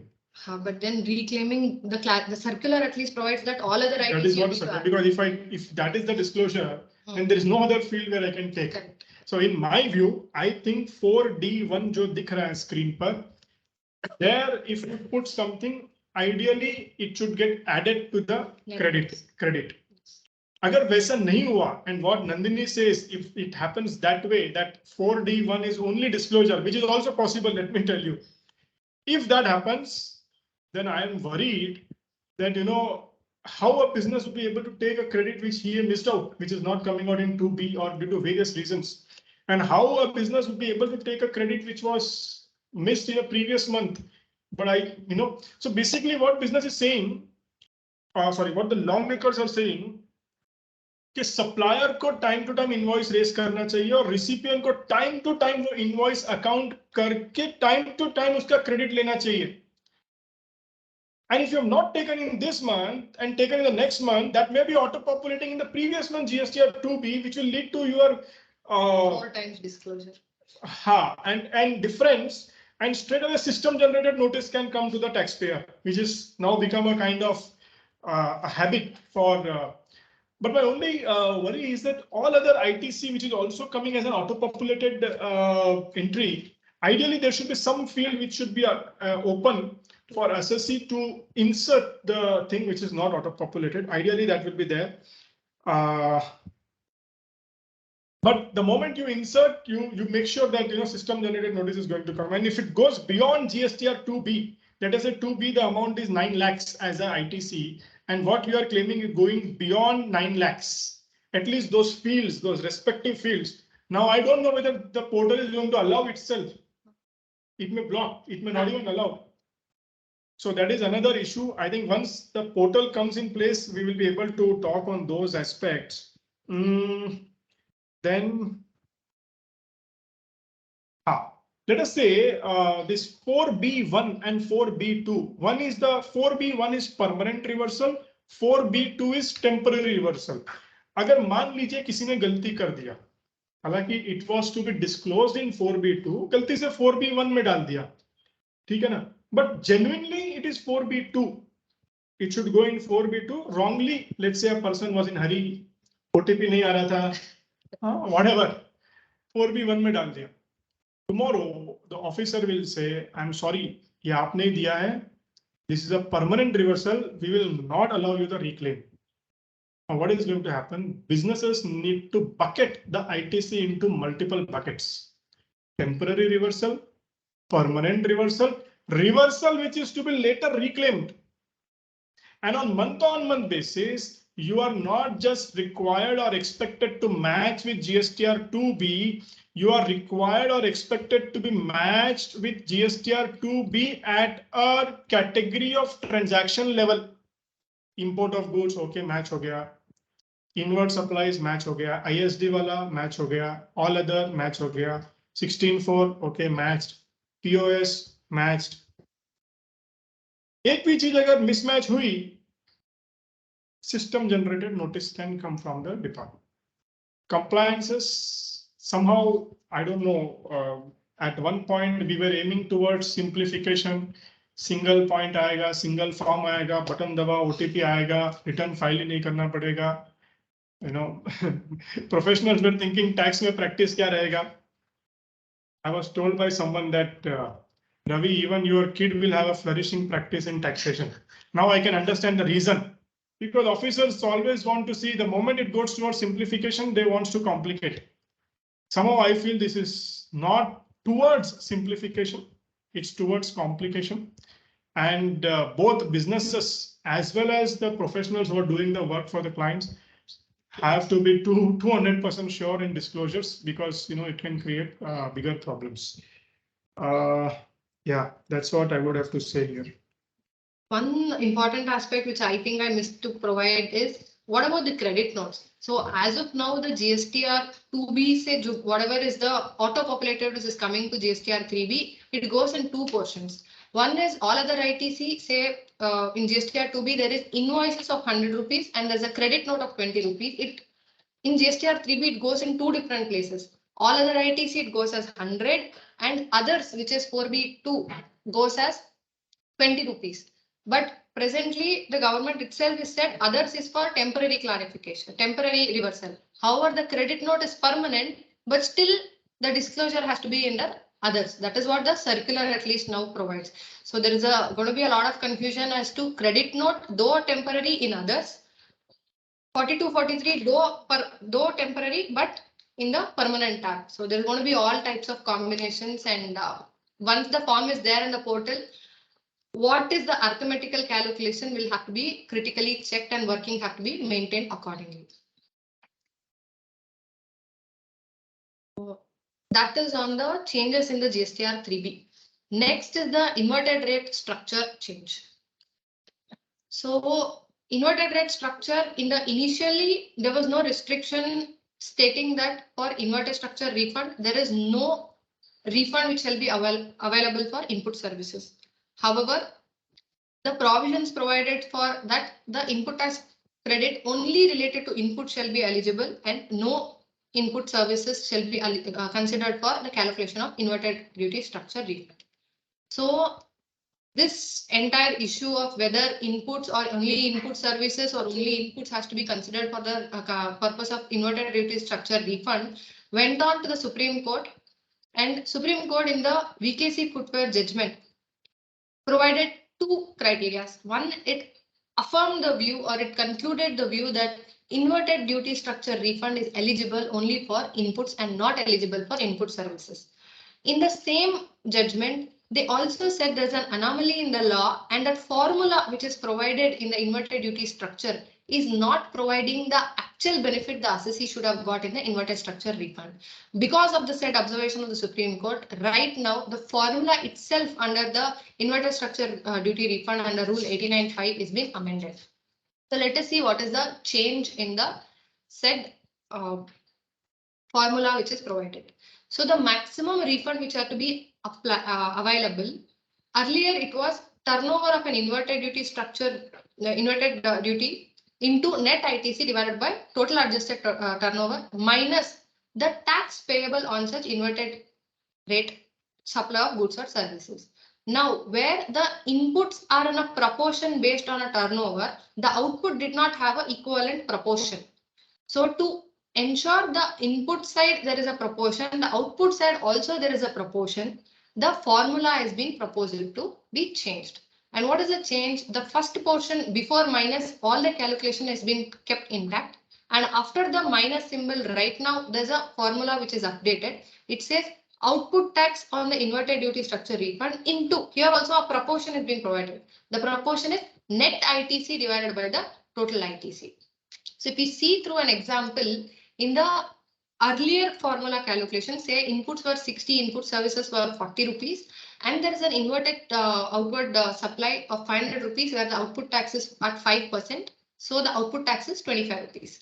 And the other, other than inverted structure, the output, the turnover of an assessee is 1,000. So the existing formula used to have, if we put the numbers in the formula which is provided, the maximum refund eligible, the answer is to go negative. That means the assessee was not at all eligible for refund, though it had an inverted structure in its purchase and pay. So the new formula, you could see the formula is being implemented on the right hand side. So the minute the new formula has been considered, the output tax liability which is subtracted is also to a proportion of 60:100. Because of this proportion of which is applied in the formula, the maximum refund now changes from a -5 to a +5. And this is going to enable the inverted duty structure refund to an assessee. Yeah, some important things I would like to highlight relating to this inverted rate structure.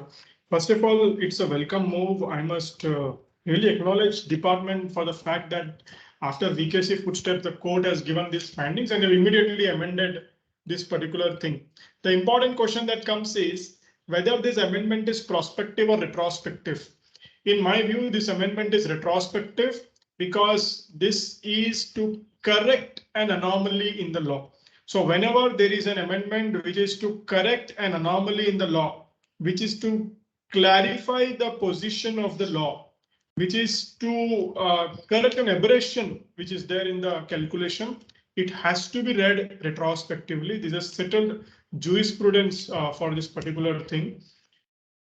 So if the taxpayers who have claimed the benefit of inverted rate structure in the past can actually file one more application for the balance additional claim that comes out based on the revised formula.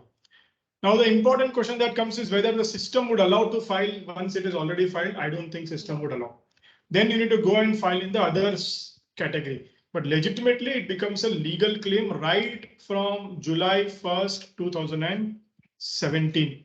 And for the taxpayers who have not filed the claim at all, I think for inverted rate structure, actually, when I look at that relevant date criteria, you can actually go back to July 2017 and claim the refund, because that time the law was the time limit was to be counted from end of the financial year. And anyways, from 2018, the Supreme Court. That's not Supreme Court. This amendment has already come for the refund. So high time for businesses to evaluate and make an application for refund. Many people are saying that now on input services I can claim refund. No, you still cannot claim refund on input services. Please understand. This amendment does not give you the leeway to claim the benefit of input services as refunds, but it increases the refund in proportion to inputs, correct? And reduces the impact of input services, which eventually leads to additional refund. Whether on capital goods I can claim the refund of input refund, at this point doesn't seem to be, but let me tell you, VKC footsteps judgment does not cover capital goods. So we cannot say that Supreme Court has told and it's a final order. I was given to understand that for capital goods, there are other sets of writ petitions that are filed in High Court, and that matter would again go to High Court and then Supreme Court. So we need to wait. So I see more tweaking in this amendment also in the law that is going to happen. Yeah.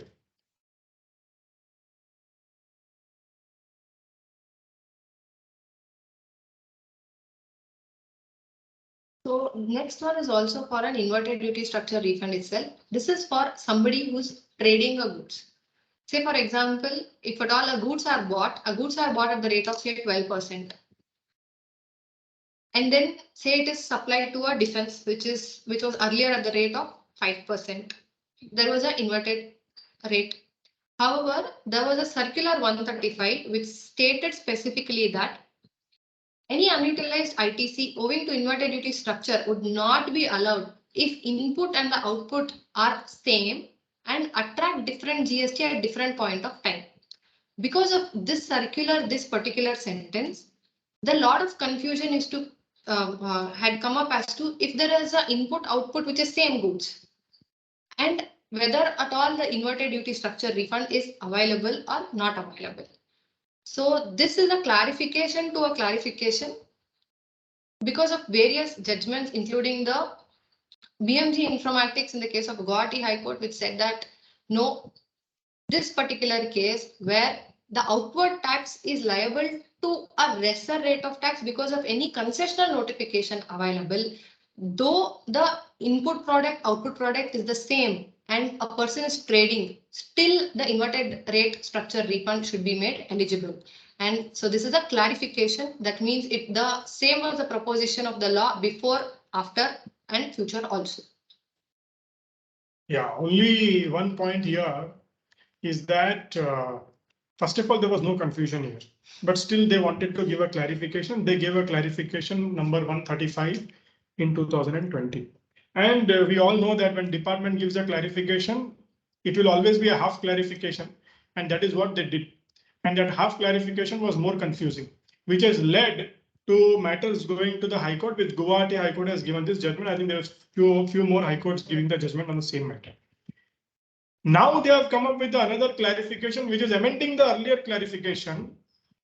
But unfortunately, while amending this also, in the bracket, they have written at the same point of time, which means even this clarification 173 is again a half clarification. Now, what is that they have still not given is, let us say there is a goods which is currently taxable at 18%, and the procurement has taken place and have done the stock of goods at 18%. Tomorrow, the department changes the rate of tax on these goods to 12% or 5%. Nowadays, they don't reduce, but I'm just giving an hypothetical situation that they would reduce in some necessity situation. They would reduce the rate. Ideally, the assessee would have an accumulation because he procured at 18 and he will be selling at 12 because the rate got changed. Now, in this clarification, they say that this particular change, when the differential rate is because of change in rate at a different point of time, this is not applicable, which means still they will not give the benefit. But what they will give benefit is when there is a concessional rate. So we should wait for one more year for one more clarification to come to amend this clarification based on some more High Court judgments. So maybe one more year after this, we will discuss the same amendment once again. So we can move further. So next is a new methodology, I would say, as to presently the refund was provided by the department for with payment of tax under 96, Rule 96, and without payment of tax under 89. So right now there is a new methodology they want to try and put, as to, though you will be claiming your refund as with payment of taxes, however, the refund shall be processed by the department under Rule 89. So what is this category and why from 96 to 89 there is going to be shifted? So Rule 96 is normally automatic refund processed by the department. Say, for example, there is a shipping bill and there is a GSTR 1. So the details of the shipping bill has to be normally matched to the GSTR 1, and also has to be the similar output tax liability has to be paid in GSTR 3B. If all the three disclosures are right, there is going to be an automatic refund which will be processed under Rule 99 for with payment of tax for goods. However, if there is an error or a mismatch in one of the criteria, say if instead of showing under exports, the set output tax liability was disclosed on 3.18, that means a regular output tax liability. Say the shipping bill details was not provided in GSTR 1. Many such errors had led to the assessee not getting the refund claim within the time limit. At the same time, if at all they went and approached it, it used to be too much time consuming. The assessee could not get the refund claim. At the same time, he could not even get the recredit of whatever is being debited in the electronic credit ledger on payment of the on export with payment of taxes. So to fast track these issues, this new provision has been brought in, where these kind of issues, the customs department shall transfer the particular case of the assessee back to the jurisdiction of the assessee. And when will it be transferred? Once the mistake has been rectified, that will be deemed as the date of filing the refund application. From that day onwards, the proper officer of custom is going to transfer the particular case to the jurisdictional officer of the assessee, and he shall verify the entire books of accounts of the assessee as if the said refund is going to be made eligible under 89. Once he is satisfied, the refund is going to be processed. So this is actually to help or fast track the refund issues in this case of mismatch. The same proposition they've also tried to put up for any person who's been recognized as a risky exporters also. So that case also the customs officer is going to transfer back the case to the jurisdictional officer, and jurisdictional officer shall process the refund as if the said refund was under Rule 18.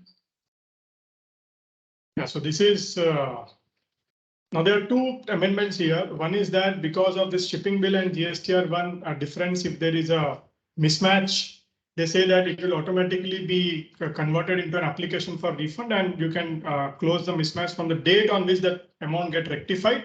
The time limit could apply. That is one. But the bigger amendment or second amendment is in the context of that with payment of IGST being converted into a without payment of IGST and under Rule 89 basically. So basically this is in the context of risky exporters. We all know that there was a circular for risky exporters wherein department has created enough harassment for the taxpayers. You know, for few of our clients, we had few clients in Pune, Chennai, not Chennai, Pune, Visakhapatnam and Delhi, and all places we had to run from pillar to post to really get that risky exporter thing tag removed. And you go to superintendent, he says AC, AC says commissioner, commissioner says chief commissioner says Delhi, DGARM. You talk to DGARM, DGARM says no, only that one commissioner is not sufficient. Give, I want from 3 commissioners whom to coordinate. Supplier, supplier, L2, L3. I was told they have gone even L4 in some cases.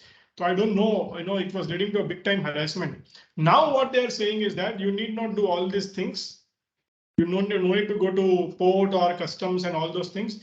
We will convert that into a refund application and transfer the case to your jurisdictional officer. Now you see the comedy here.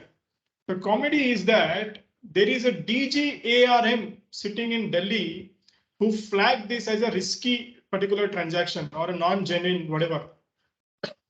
And the onus is on this poor superintendent or inspector to say that what DGARM is telling is not correct and it should be eligible for refund. I don't know. I see this is only going to lead to more harassment. And ultimately, the superintendents would end up confirming what DGARM has, put up, and would lead to further blockage of credit. At least in the earlier approach, we were straight away going to the chief commissioners, and at least in 2 months, 3 months, 5 months, the matter was getting resolved. Now my worry is that if the superintendent passes a negative order, show cause notice and order, today we do not have appellate mechanism, and the refund would actually get blocked for years together. Because for tribunal to take up a matter, it is I'm seeing straight away 4 or 5 years. So I was thinking like 6 months or 8 months is better than 4 or 5 years. I hope that on the ground, the officer would appreciate the matter of the facts, and based on merit, he would grant the refund. If that happens, then it's a good move. Otherwise, it's only going to increase the challenge. Which also means one more thing. This amendment also means one more thing, that they are now going to continue with that risky exporter thing and all those things in future also. Yeah. So next issue is where there is a refund which is erroneously provided. Say the department has been provided refund and the assessee has got the refund in cash ledger. Later, the department also understood there is a erroneous refund, excess refund which has been sanctioned and issues a recovery order, or the assessee themselves also recognize and they go and intimate the department that they would want to give back whatever has been excess received. See, in both the scenarios, though the assessee is going to pay back the same to the department, how will the assessee get the same amount back to his electronic credit ledger? So the assessee, normally what is the cycle? A debit in the electronic credit ledger, process for refund, refund in cash. Now refund from cash, again back to the assessee is gone. But what about again receiving back the same? So earlier there was no mechanism. So right now a new form called PMT 3A has been initiated where there is not going to be automatically recredit. However, on manual request, the jurisdictional officer within 30 days of filing of the passing of the order of the amount being received back from the assessee, the said amount shall be recredited back to the assessee. That is one change. The next change is basically the authorized officer for SEZ. Say here earlier the word was only authorized officer which was used. Who is an authorized officer for an SEZ? Authorized officer is a person who endorses the goods to and from an SEZ. So to avoid any confusion, they also said even the specified officer who could be a higher authority, a commissioner or anybody higher than the authorized officer is also an authorized officer for the purpose of pertaining to refund of the SEZ. So that's one clarification. I don't think I have anything to add here. Again, what they have done is it's a good move, but it is not yet automated in the system. No. So that is going to lead to a problem for taxpayer, because they say that till the time it is automated, they need to go and make a written request to the jurisdictional officer, and that officer must give within 30 days. That was a good thing. But before within 30 days, there is a word called preferably. Now, preferably within 30 days. Generally, officer does not, when it comes to giving, it is not preferably within 30 days. When it comes to issuing a show cause notice, it is always within 30 days. So that is where the problem is going to come. Again, one more scenario where there is a clear disconnect between GST network and GST CBIC. Next. Okay, so next is regarding the refund of a duty-free shop. So for in an international airport, after the security checks are over, there are certain duty-free shops. So wherever the duty-free shop is going to sell anything, the said service, the same was export. However, coming to the refund, there was a restriction. Why there was a restriction? Because Rule 95A provided that only on the inputs the refund shall be allowed. Input services, again, similar to the inverted structure refund, the refund will not be eligible. So right now they have withdrawn this rule 95A, because of which the refund of input services both shall be eligible for a duty-free shop on the exports. So that is one. Next change is a methodology which is provided for unutilized input tax credit in case of export of electricity. Say India shares border in few of the countries, the land border is shared, say Bangladesh, Bhutan, all these things where India shares a border. So in that particular case, if Indian entity registered in India exports an electricity, there was no explicit mechanism for it to avail or have a refund claim for the unutilized input tax credit mechanism. Right now, they have enabled the same. And there's going to be a new tab when you go for the refund, where there is going to be refund with payment of taxes, if refund of export without payment, there's going to be a new tab for electricity cases. Also, they've clarified that the methodology of calculation of the value of the electricity is going to be FOB or the value declared, whichever is less on the invoice. So this is the other clarifications. That FOB, that also covered. Right? Only two important points here. One is that for the duty-free shops who are there at airport, let me tell you, this amendment has to be read retrospectively from 1st of July 2017. Because again, this is a correction in the anomaly, which they themselves have created by amending Rule 95A and bringing 106. Now they are withdrawing Circular 106. So there could be possible businesses have not taken. And in my view, that time limit of 2 years must be applicable, must not be applicable, because, this is an anomaly created by the department, and refund must be eligible from 1st of July 2017. And second is this FOB value and this thing, very important for, I would say, exporter of goods. So if an assessee who is an exporter of goods and claiming refund, what department is saying is that in your refund calculations, we are not going to consider the value of the export as a CIF value or whatever that's there, but we will restrict it only to the FOB value, which, if you ask me, is not correct. But now what is going to practically happen?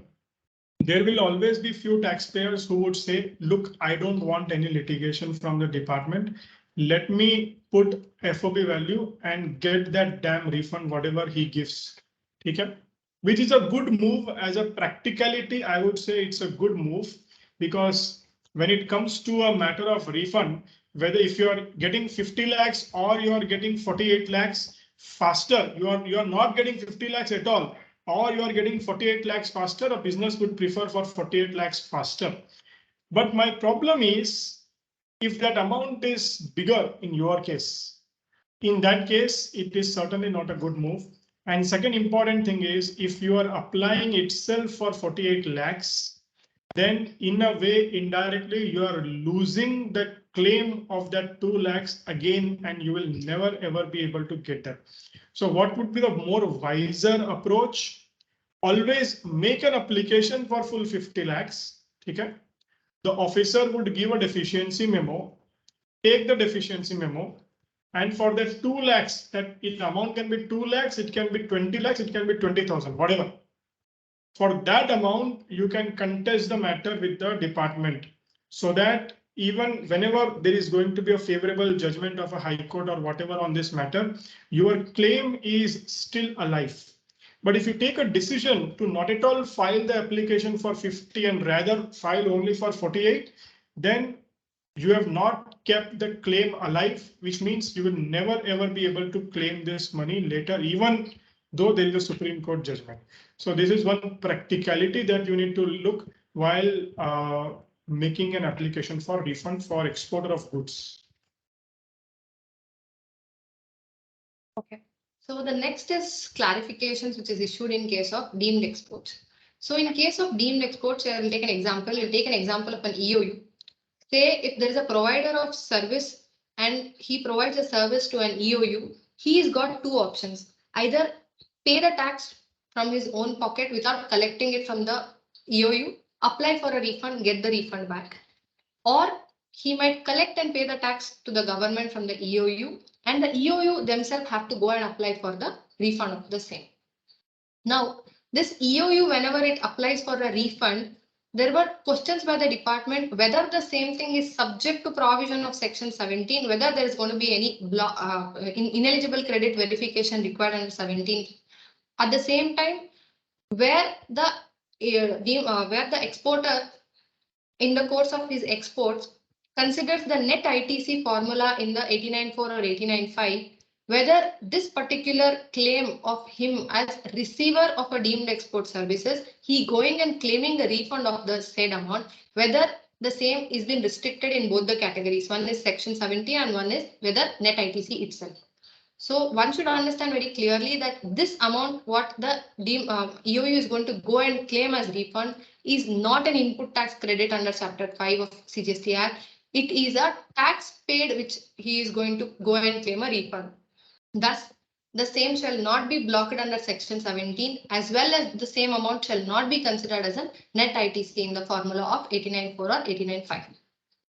I'll go ahead. Yeah, continue. Okay. So next one is the refund of accumulated input tax credit. So we've just crossed the 18.7 time limit. So as of now, for eligible oil and coal, there cannot be any refund application made for accumulated ITC.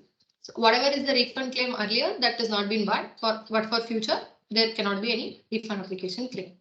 The last entry is the exemption which is available for IGST on import of goods. So for a registered person who has actually taken advance authorization or imported a goods under a EPCG scheme or under a EOU scheme, for them, there is an exemption which is provided that on import of goods, there is not going to be any IGST liability. That exemption in the earlier, they used to provide for 6 months, it is applicable for 1 year, and this time period was specified. Right now, this is being continued and there is no date prescribed, so it's going to continue for a longer period of time. Yeah.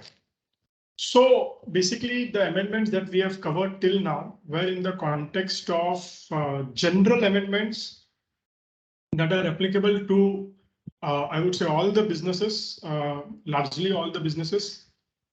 Now, next 1 hour, we would be taking up specific amendments relating to certain sectors, food, hospital, hospitality, and all these things. But then let me tell you that there are certain portions of amendment which would also be applicable generally to others. For example, transport, GTA sector, renting of motor vehicles, because of reverse charge entries that would also be applicable for businesses in general as well. So this particular amendment is in the context of pre-packaged and labeled food. There was a lot of discussion that has happened over this amendment over last 1 week. My biggest issue here with the department is that I remember about there was a document that was released in March 2020 In fact, when you go and check the minutes of the GST Council in March 2020, I don't remember which meeting, which number of the meeting that was, but March 2020 is something I remember clearly, where it was mentioned that any change in the rate government would do only from 1st of April of a particular financial year, which was a very good move because, businesses need to put their system in place. They have to do changes in the ERP. They would have to do a lot of back-end working to implement that change. Leave apart understanding that change and interpretation of the change that takes place. Now, forget about 1st April and a start of a financial year. It could have been still better if it would have been 1st of August. But no, 18th of July, these changes have taken place, which is precisely Monday, right? Monday. And you'll be surprised, a big change is taking place in the nation. You'll be surprised that the notification comes on 15th of July night. A notification comes on 15th of July night, which is Friday night, that from Monday the rates are going to change. I think a country like us, this is not the approach that the government must follow. Do you think this was because government was drafting the notification? I will tell you, these notifications were already drafted by the government at least 2 months back. At least 2 months back, and before the GST Council meeting itself. And the reason for not putting this notification in the public domain, again, you see, GST Council meeting was on 27, 28. Few set of notifications came on, I think, 1st, 2nd, 5th, 4th, 5th. But the rate change related notifications, they have intentionally, deliberately, even though the notifications were available with the CBIC, they have kept it under wraps and released it only on 15th night. Because they don't have trust and they think if they issue these notifications and give 10 days to the taxpayers, as if in the 10 days they will do the turnover of full 1 year, 100 crores, 1000 crores, whatever, and they will evade the tax or try to circumvent the new rate. I think this is not the thought process which a growing economy like our country must have. At least not the tax authorities, because today world is looking towards India. And if we keep this as a thought process, then let me tell you, it doesn't take, I was told that 8% of the FDIs has been taken back from our country. 8% is a big number. So anyway, so that is, I would say, on the fundamentals. Now this pre-packaged and label, a lot of confusion, कि किस पे लगेगा, किस पे नहीं लगेगा. Especially these small kirana stores and everybody were under a lot of this thing. In fact, in the last 2 days, I remember that 16th of July and 17th of July, the amount of study that people have done on Legal Metrology Act, nobody must have done that much study on Legal Metrology Act for, I would say, since the time the Act has come, 2009. If Legal Metrology Act was a human being, he would have felt so respected in that 2 days. Which the respect was not given. There's also a statistic of use of the Legal Metrology Act. It was shot by 81%, it seems. Google data set. Correct. Unfortunately, for the first time, everybody started looking at Legal Metrology Act. There was no amended act on the Google at all. So now what they have done, the change. Earlier, if your product was a branded product, then it was liable for GST. That's a food product where there was a branding, it was liable for GST. It was non-branding, not liable for GST. Then what happened? This was the thing that was in 2017 July. Then what many businesses did is they abandoned their brands to avoid GST. But still they continued to have the claim over the brand while they abandoned the brand per se.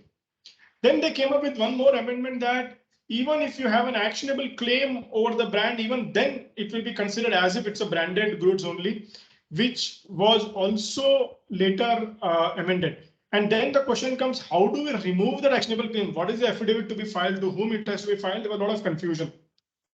Somehow the law got settled and businesses were paying GST, branded were paying, non-branded were not paying. But government, if you look at GST Council minutes, they say that this amendment was brought because there was a confusion between the branded, non-branded, which department themselves have created this confusion. And to avoid and remove this confusion, they are bringing this amendment. Answer is totally false. It is a wrong information being communicated to the taxpayers. I will tell you the reason for the amendment. The reason for the amendment is very simple. They wanted to increase the tax base on the entire food products. Because if the amendment was to clarify the issue relating to branding, they would not have taxed unbranded food goods. Now, what has happened as a consequence of this amendment? The amended position is, if your product is more than 25 kgs, it is not liable for GST. If it is less than 25 kgs, it is liable for GST. How it is packaged, that's how it is. And how, from where it comes from the Legal Metrology Act. And for agriculture farm produce, it is 50 kgs. What is agriculture farm produce? Nobody knows as of now, which I'm leaving it for the future litigation to happen over there on that part. If it is less than 10 grams and less than 10 ml, again, there is no GST. And if the packages are meant, let me tell you, not given, meant to be given for the industrial consumers or institutional consumers, then again, there is no GST. Which means if the food packages are to be given, let us say to Karachi Bakery or to, let us say, to Chitle Bandhu, where the Chitle Bandhu would further manufacture, let's say, Bhakarwadi out of that, flour. In that case, on that floor, even if it is 2 kgs, there is no GST. Provided on the packing, it has to clearly come out not for retail sale. It should be not for retail sale. Now, on the same floor, when it is going in a pre-packaged form, for less than 25 kgs, GST would be applicable. Now, the question that comes is, how do a person would know whether a particular product is ultimately going to go to institutional consumer or it is going to go to the end consumer? Nobody can say about it. So effectively, what is going to happen is that the manufacturer, based on the kgs they are going to charge, and this fellow will be exempted, which would lead to denial of ITC to this particular person. And if the same thing would have possibly been there right from the top level of the chain, it would have been better. But then that is going to be an issue which is still not, I would say, addressed. Or I would say it is an issue, practical issue which is going to happen. Now, there are certain important aspects. So this is a table. I will not repeat the table. We have written very detailed article on this subject, and there is a lot of FAQs also written on the subject. You can go through them. They are available on our website, hiregange.com. So now these are the various scenarios in how it will be taxable and exempted and all those things. There was an issue on wholesale packages. What is going to happen? Luckily, government has immediately come out with the FAQ. Let me tell you, there is not a circular. It is an FAQ. At least I don't know whether that FAQ was there on the CBIC website. I need to check, but it was not come out as a circular where they have clarified that wholesale package is, if it is, even if it is more than 25 kgs, they would not be taxable. But less than 25 kgs, they will tax. Now, one thing that has happened as a consequence of this amendment is that on the one hand, the small kirana shops who are going to sell the pre-packaged, let us say, rice, they will be taxable because it is in 2 kgs or 3 kgs. On the other hand, there is a big brand called, let's say, Ashirwad Atta, which is selling a 30 kg brand that will be exempt. Now, I don't know whether this is the intention and what is the logic of this intention, that an organized player like Ashirwad Atta, just because his packing is more than 25 kg, he is exempt. And a small player who is selling the unbranded atta, local branded atta to a poor person, that atta, if it is pre-packaged, it will be taxable. I am failing to understand the logic on this particular aspect, on what is the logic of the department. Earlier logic was having some, earlier law was having some logic, some sense, but here I don't see much of a sense. Some issues, let me talk about those. I think industrial aspect we've talked about.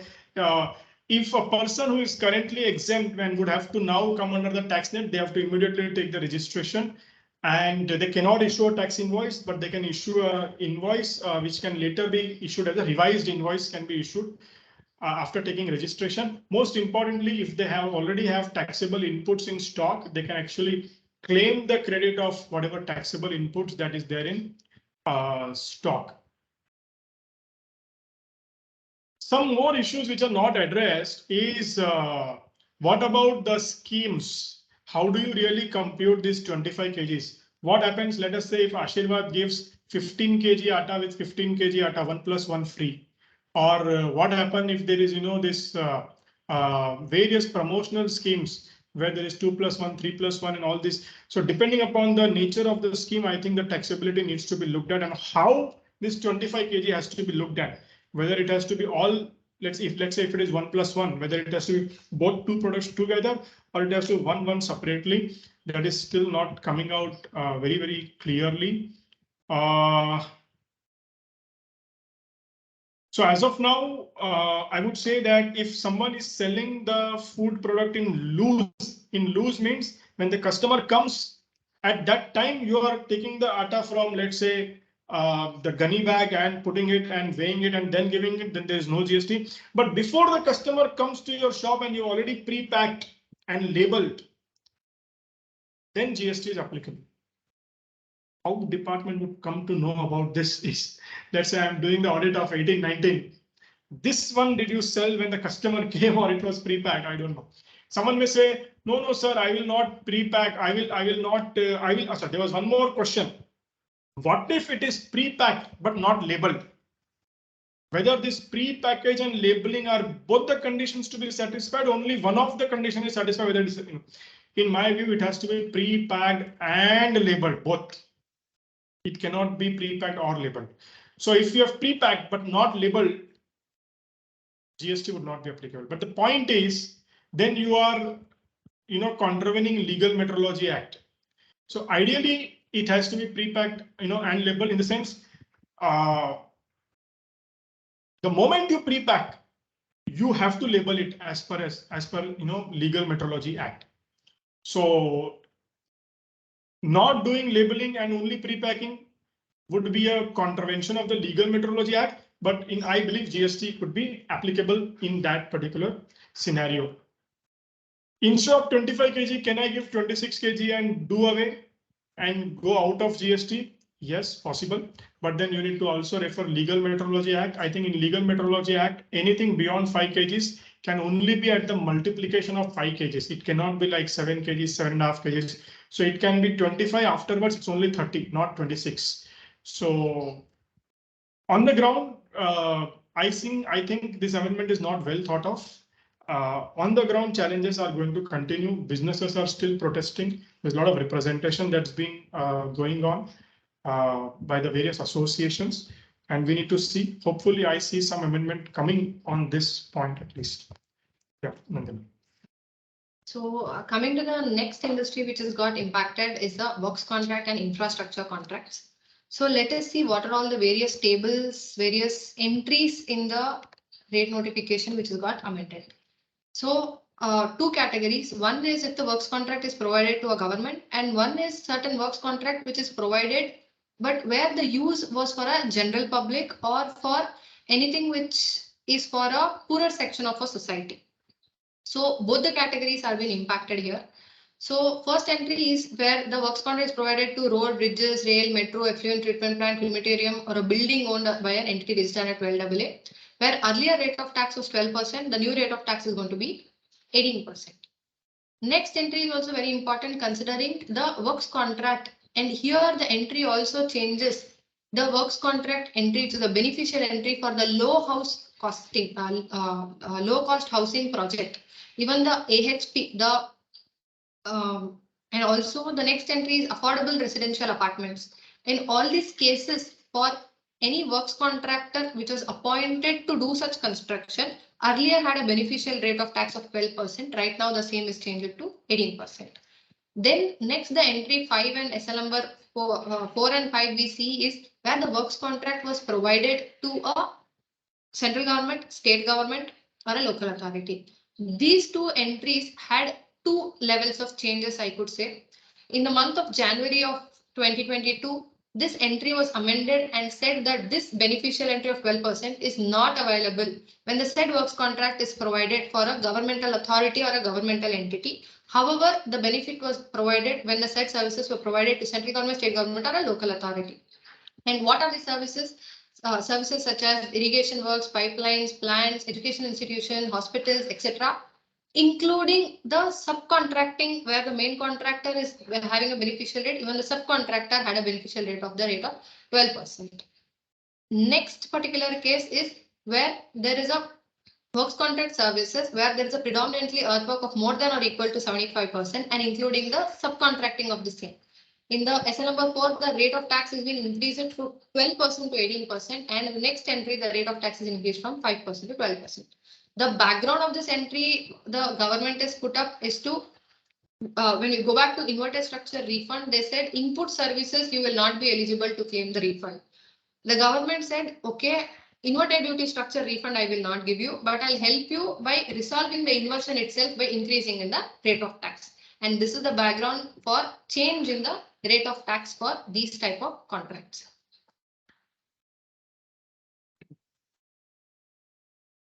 So next, is this applicable for ongoing project?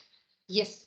For all the ongoing projects where the projects are already done, where the work is ongoing, for any invoices which is issued after 18th of July, based on the provisions of section 1, has to again go back, see provisions of section 14 as to what is the rate of tax applicable based on whether any advance received, whether any payment is done, whether any work has happened. So based on that particular analysis of section 14, one has to levy rate of 18% prospectively. So one important aspect for all the tenders which are going to be, because we saw mostly it is all government contracts. In that cases, the tender has to be raised, and in that case, please ensure the tender is capturing 18% GST rate of tax.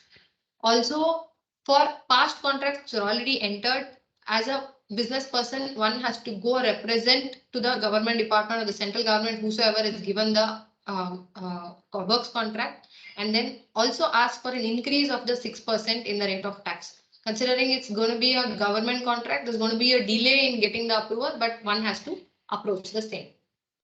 So, yeah, I think Nandini has squarely covered. What I see is majority of the works contracts, they have changed the rate. Basic works contracts relating to canal, dams, educational institutions, earthwork, railways, road works, everything has undergone a change. It would have been good if they would have brought the amendment for only for new tenders or new contracts that are to be entered after this amendment. But unfortunately, they have done it, without that mention, which means what happens to the existing contracts. Now, existing contracts, the contractor is under a problem because neither the customer is going to give the balance 6% because it is already agreed earlier, or many times the contracts will be all inclusive, the taxes and the price is freezed, or nor the GST department is going to, consider that particular aspect. So that is where we see a 6% and 7% issue for the existing contracts. Hopefully the representation needs to be made towards either to that particular public works department whatsoever, or to the GST authorities to make sure that this amendment is only prospectively and not retrospectively. For all the businesses who are in these kind of projects, at a project to project level, not at the entity level, they need to assess what is the rate of tax. Is it old rate or the new rate? And for all the RA bills that are going to be issued after 18th of July 2022, this particular thing would be applicable.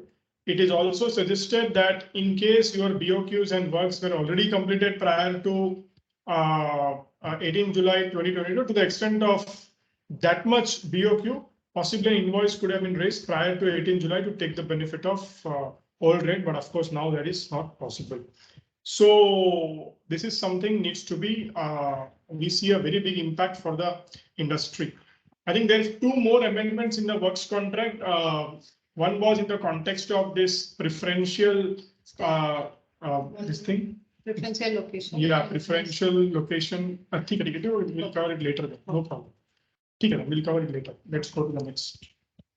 Next is the changes in the transport and the logistics industry. The first one is renting of a vehicle for transportation of a goods. So in GST, there is 3 categories of doing the transportation business. One is a goods transport agency, one is a GTO, one is renting of a vehicle for transportation of the goods. One has to understand difference between all the 3 because the rate of tax and the impact of this tax is going to change in all the 3 categories. What is a GTA? GTA is a person who is a goods transport agency who connects between the person who is having the transportation activity or himself who has a transportation activity, issues a consignment notes for transportation of a goods. Who is a goods transport operator? A goods transport operator could be simple as a person who is owning the lorry. He could be goods transport operator. And the third category of transportation is where transportation where the vehicle are provided on rental basis for transportation of goods. So the third category, let us say an example, there is a mining site. So in mining site, there is going to be continuously a digging of certain goods and the said goods has to be transported. So say a company ABC is into mining and it appoints a operator, which appoints a person who is going to provide him the vehicle. This vehicle shall be for a particular time frame.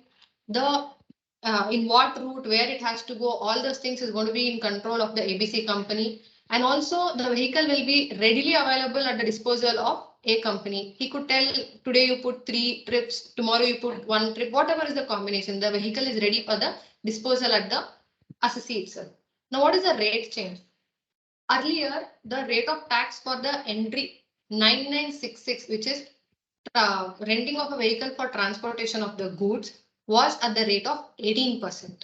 Right now, they have changed and brought it into 2 categories. If the said services of renting of a vehicle for transportation of the goods is provided with fuel, then the rate of tax is 12%. Where it is without fuel, then the rate of tax is 18%. With this change, they have brought in equality between renting of a vehicle to the maximum rate of a GTA, which is also 12%.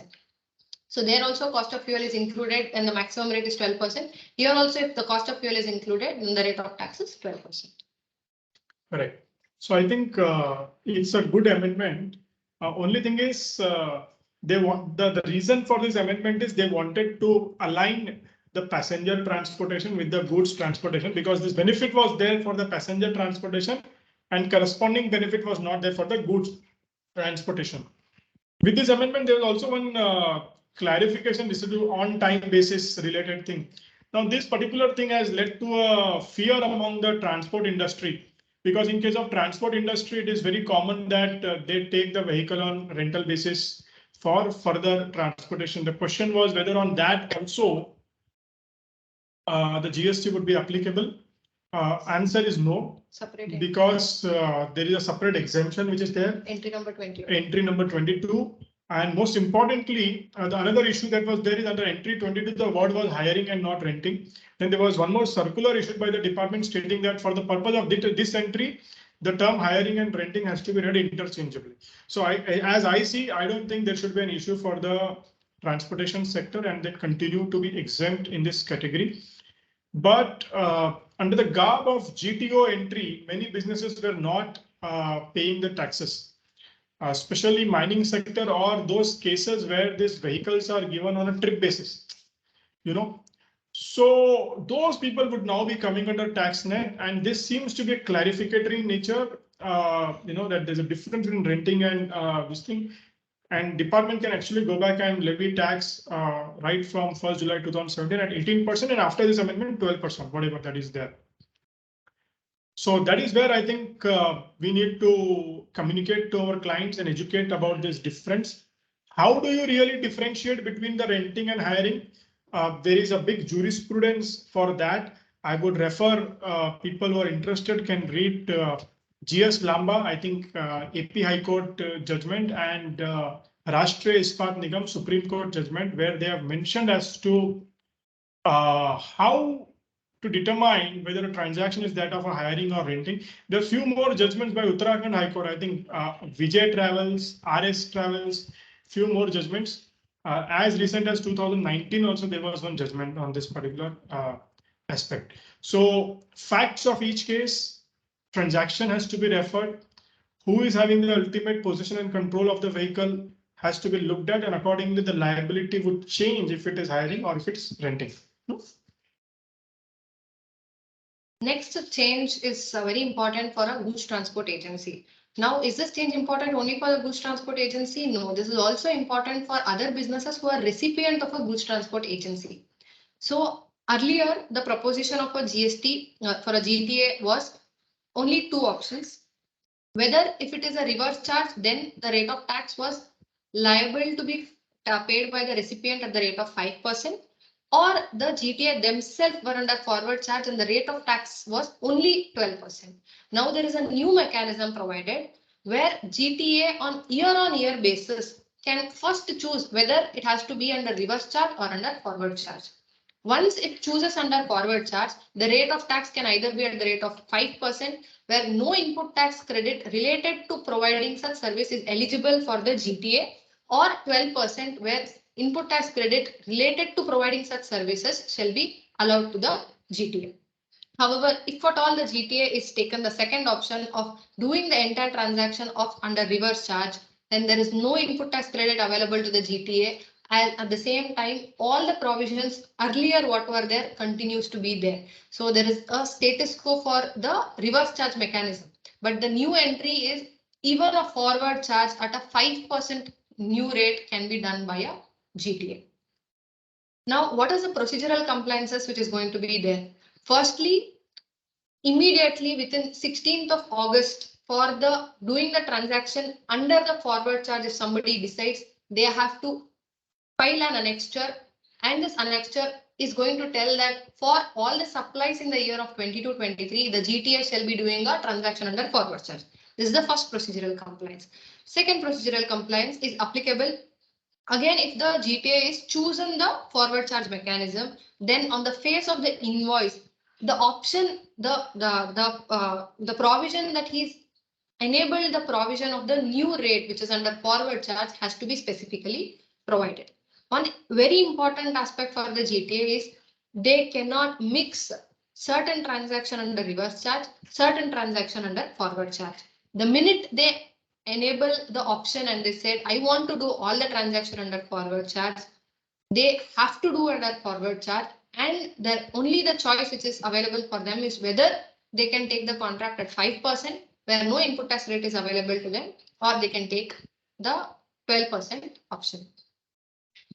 The next important aspect for the business as such is how do you choose your GTA? Whether if there's already a huge amount of input tax credit accumulated, then do you choose a GTA who's already in an option of under forward charge and also charging you at the rate of 12%? Or do you choose a GTA who is under reverse charge and already told you to do reverse charge where the rate of tax could be 5%? This is from the decision making the business will have to take on choosing who is the better GTA to provide the said services. Next, the decision to a GTA service provider itself. Now, GTA service provider has to understand the option of forward charge or reverse charge based on the amount of input tax credit, based on the expenditure is incurred basically to run the business. If there's a huge expenditure, say on buying the truck and running the said business, then it is better for a GTA to go under forward charge at the rate of 12%, and this will enable him the entire input tax credit. The next is the accounting issues.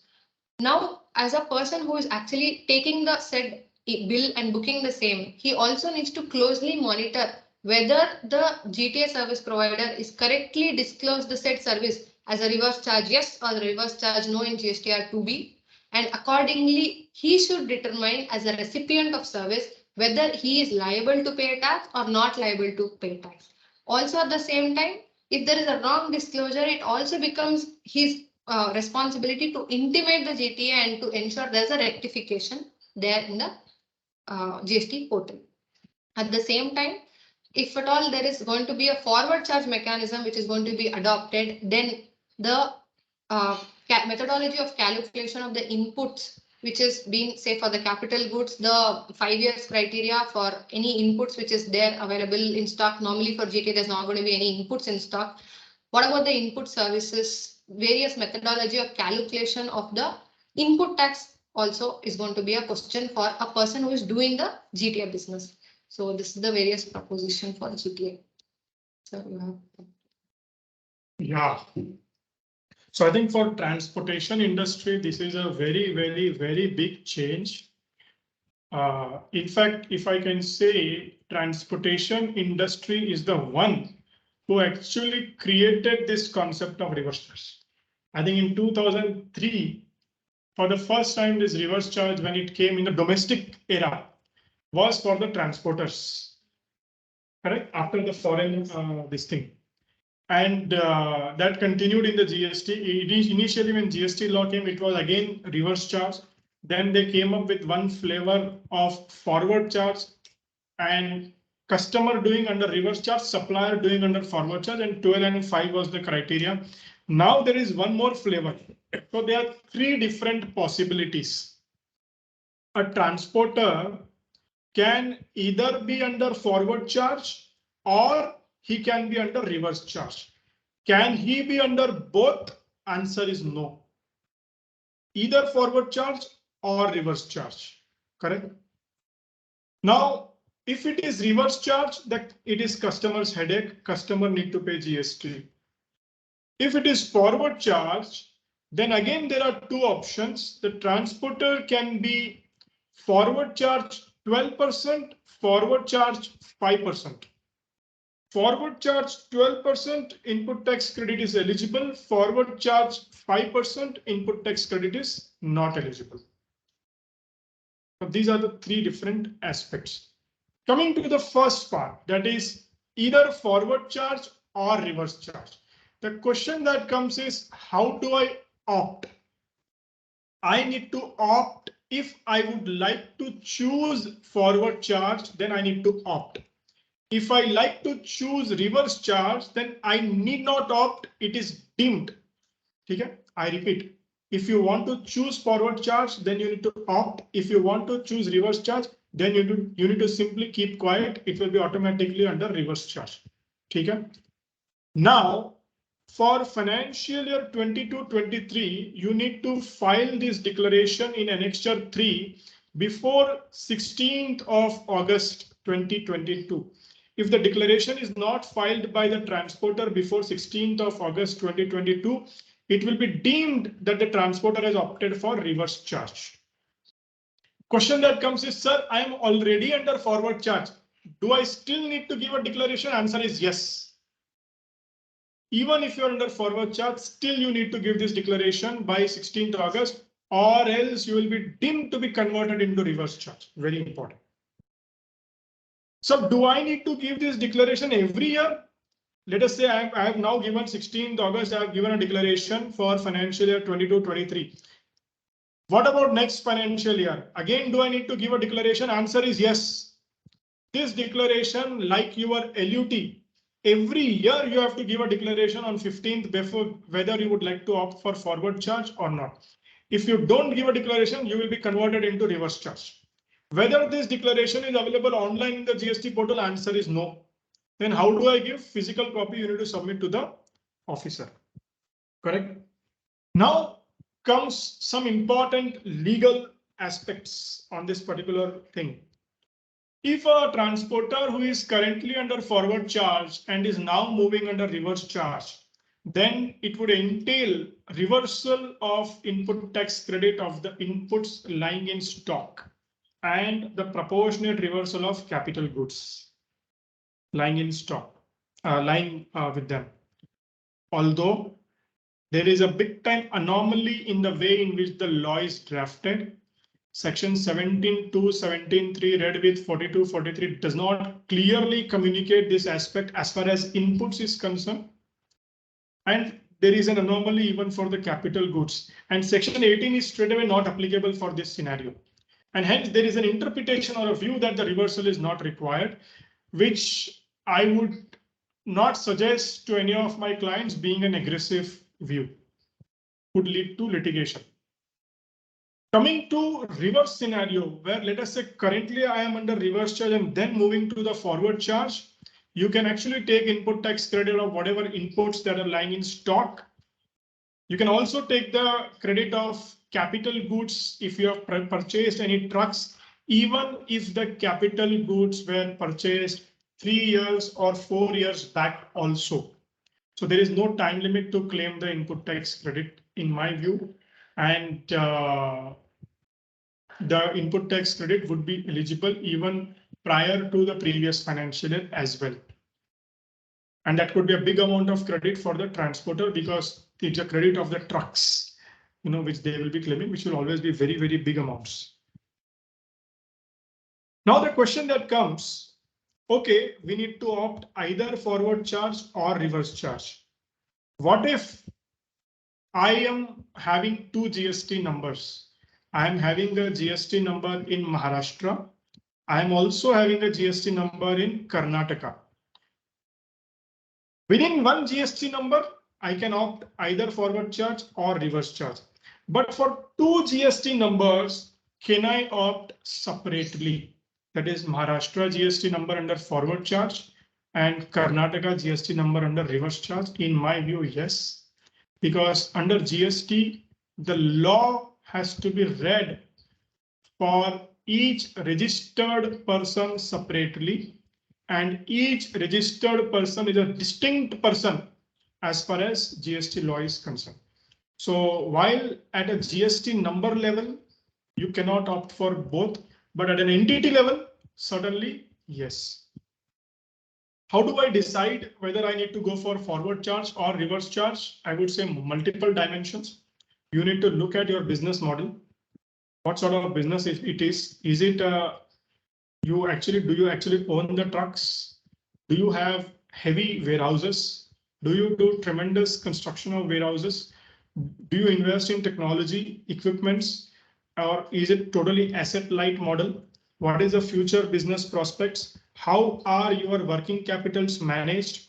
How often the customers pay? I think customers payment is another very big issue as I see in the transport industry.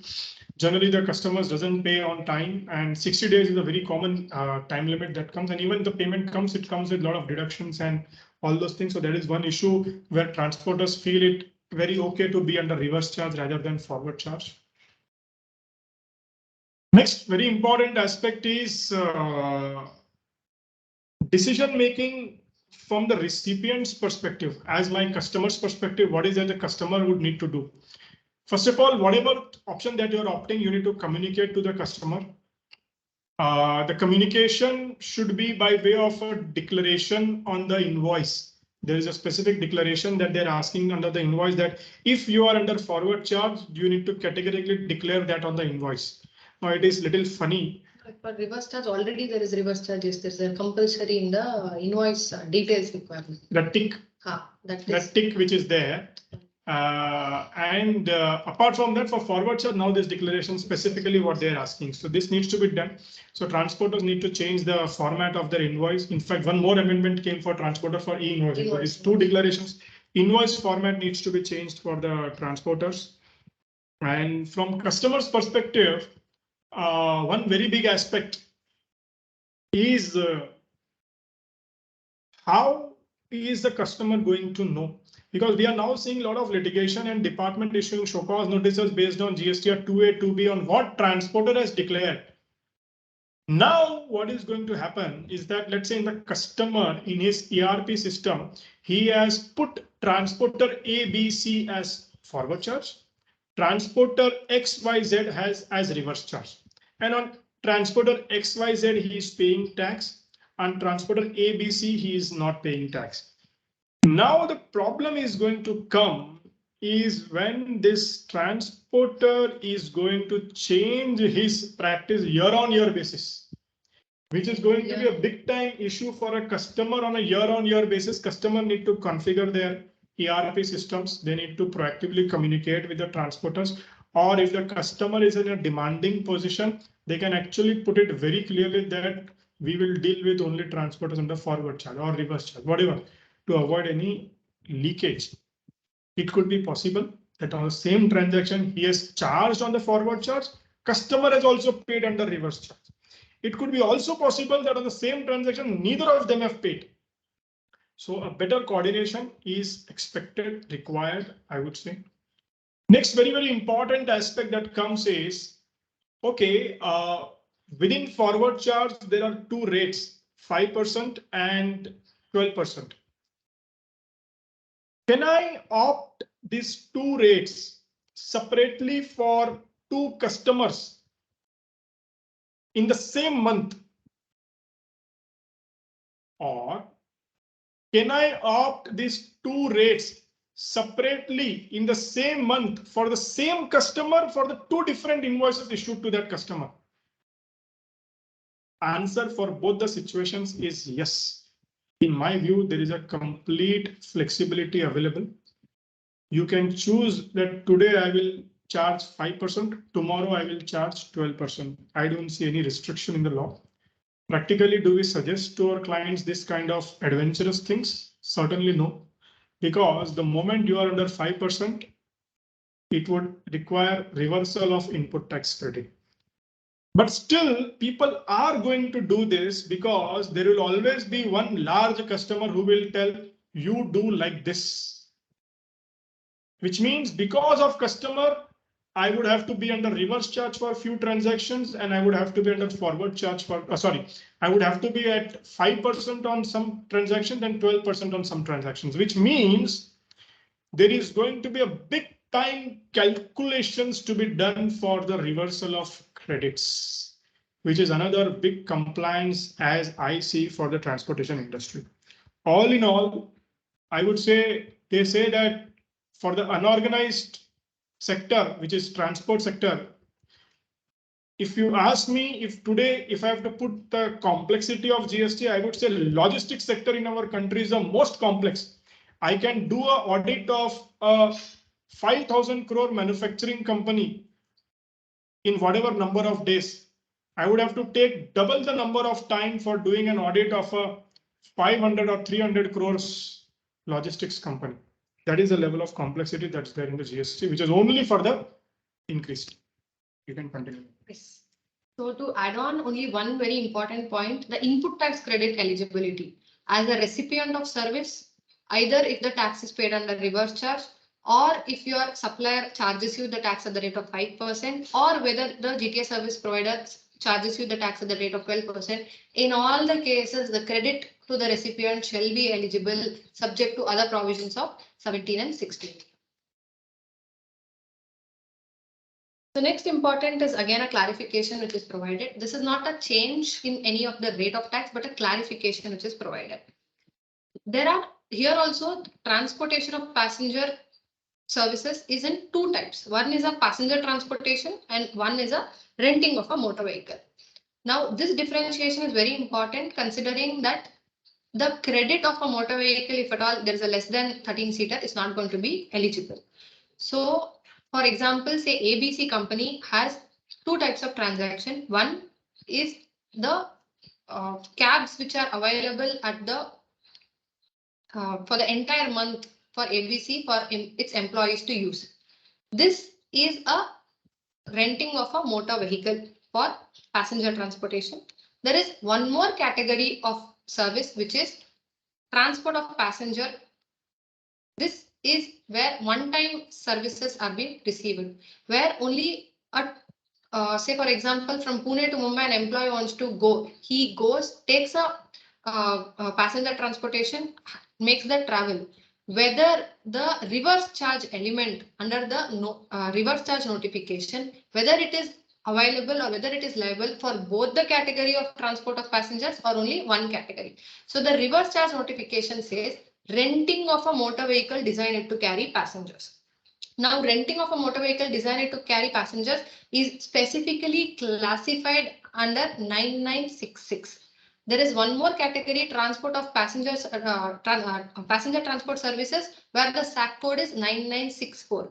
So you could see the wording of the reverse charge notification. It is only for renting of a motor vehicle. So if there is a renting of a motor vehicle, say monthly buses, cabs, whatever is been arranged by the company, that where the rent is provided, that is under reverse charge payable by the body corporate. If at all the provider of a service is not a body corporate and the recipient is a body corporate. The second category of service where there is a employee transportation, one-time transportation, a guest transportation, where there's only one-time pickup or a drop which has happened, that said services is covered under 9964, which is passenger transport services and not liable to reverse charge. This is going to be very important and a very important judgment, because this tax paid, if at all the vehicle is got a seating capacity of less than 13 seater, is typically a cost to company. So becomes a very important to understand what is passenger transportation and what is a renting of a motor vehicle, and based on the same, the taxability of any entry would be impacted. No, you can continue. I think not much to add. So next is also on transportation and few warehousing.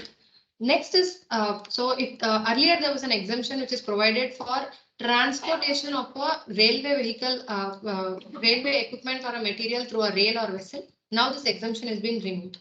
Next exemption was provided where the transport of a passenger by air, where from a northeastern state and also a Bagdogra, which is a place in West Bengal, where this transportation of passenger was provided, there was an exemption from GST which is provided.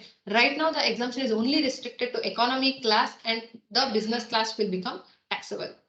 The next entry is very, very important, considering exemption removed for transportation charges below 1,500 and 750. So based on the type of consignment, whether a single consignment or a multiple consignment, up to a limit of say 1,500 or 750, where the value of the supply is 1,500 or 750 rupees, there was an exemption from the levy of tax. So as a recipient of services, there were three types of calculation which the which any person used to do. Whether the transport services is by a GTA liable to tax, and whether the said service is received from a GTA, whether the same is below 1,500 or more than 1,500. If it is below 1,500, then that same was not liable to tax, exempt from reverse charge. And if it is more than that, it was liable to reverse charge.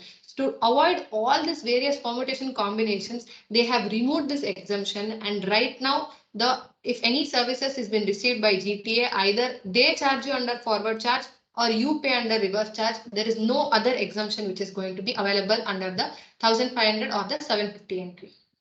Next is the transport of passenger by a transport of goods or passenger by a ropeway. So mostly in all the northeastern states where the transportation of a passenger could also be done on a ropeway. Say, why is the concessional rate of 5% is available for GTA? Because there is an element of fuel which is hugely going to be impacted in its cost. That is why the concessional rate of 5%. Similarly, in ropeway, there is going to be an element of electricity which is going to be hugely there. That is why there is equal concessional benefit of 5% is also provided there. But with the condition that no input tax on goods, however, the input tax on services can be availed by the ropeway service provider. I think I'll go to warehouse. Yeah, I think that's all. You can cover the warehousing part as well. Okay, sir. So warehousing, earlier there was an exemption which was available for storaging, warehousing of all the commodities, including nuts, spices, copra, jaggery, cotton, etc. Where the Pitman committee had now recommended that nuts, spices, copra, jaggery, etc. These, as such, the goods are taxable, then there is no need for them to have an exemption on their storages. So right now this exemption is removed for these category. However, for goods which are as such exempt from tax, considering cereal, pulses, fruits, vegetables, these exemption continue to exist. Then the fumigation in warehouse of fumigation in a warehouse of any agricultural produce, this exemption is also being removed, and right now that same shall be taxable. Yeah. So coming to the next sector, I think we've got another 20 minutes. I'll try to complete off in next 10 minutes, and then I'll close this particular discussion in next 10-12 minutes. In the meanwhile, there is also a feedback form which has been shared in the chat box. So you can please fill the feedback form in the meanwhile, because your feedback is really important for us to know what are the type of sessions that we must conduct in future, and of course to improve upon our deliberation. On the hospital sector, I think this was something, as I mentioned, that there are countries where healthcare is a basic necessity given by the government. In our country, we do not get such facility, and even if it is there, I think many of the fluent classes or even middle class do not opt for, taking those facilities because they do not have adequate, yes. So the best the government could have done is at least not tax this sector. But I think now they have decided to tax the healthcare, and decided to tax in a manner such that they would like to now start with something and then they will extend in future to the entire sector. So the new entry says that the room charges in your healthcare, let us say a person goes to hospital for a treatment, the hospital will charge towards his treatment a package of, let's say, whatever amount that is going to come. For the purpose of breakup, hospital generally breaks the entire thing into multiple elements. That this is towards room, this is towards medicines, this is towards doctor's visit, this is towards various consumables used in the treatment and all those things. All the other things would not be taxed, but the room which the person has taken, if the room rent per day is more than 5,000 rupees, then that room rent charges will be levied to GST, which means, let us say the room rent is 7,500 rupees, then entire 7,500 will be levied to tax, not just the balance 2,500. Entire 7,500 would be levied to tax.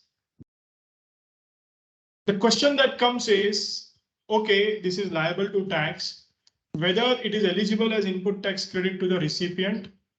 In my view, yes, because the restriction under 17.5 is for healthcare service. And here the charges, if the government is saying levied, is towards the room rent charges, not towards healthcare, and ideally the ITC should not be denied.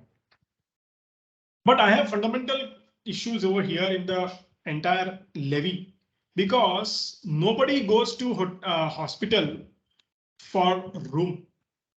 And how do you really bifurcate or segregate something that is a composite supply, very tightly bundled? We had this judgment of Gannon-Dunkerley, Supreme Court, Gannon-Dunkerley 1, where Supreme Court, at the time of giving the judgment for the purpose of works contract, gave one example that when a pill or a medicine is given to a patient in the course of a treatment, it is not a sale of goods. Right? We need to understand how a transaction is there, whether it is a chattel sold as a chattel or how it is there. So this is a composite supply, and this notification clearly goes beyond the principles of composite supply given under Section 8 of the CGST Act, which will be separately challenged by the assessees. Now, one dimension which they brings is that, again, within the room charges, you need to do a further breakup. If it is ICU room or NICU, then it is not liable. But if it is a general ward or the deluxe room, general for patients, post-surgery care, post-operating care or pre-operating this thing, only that particular charges will be leviable. Now, let us say if the customer from 9 a.m. to 4 p.m. he is in ICU and 5 p.m. he is going to normal room, I really don't know how this taxability is going to work out. One very important aspect which government is missing out is that charges of room 5,000 rupees, customer is not paying really for the room. We need to understand that when we go to a hospital room, other than the whatever is there in the room, the actual charges are towards the equipments. All the medical equipments we know are always very costly.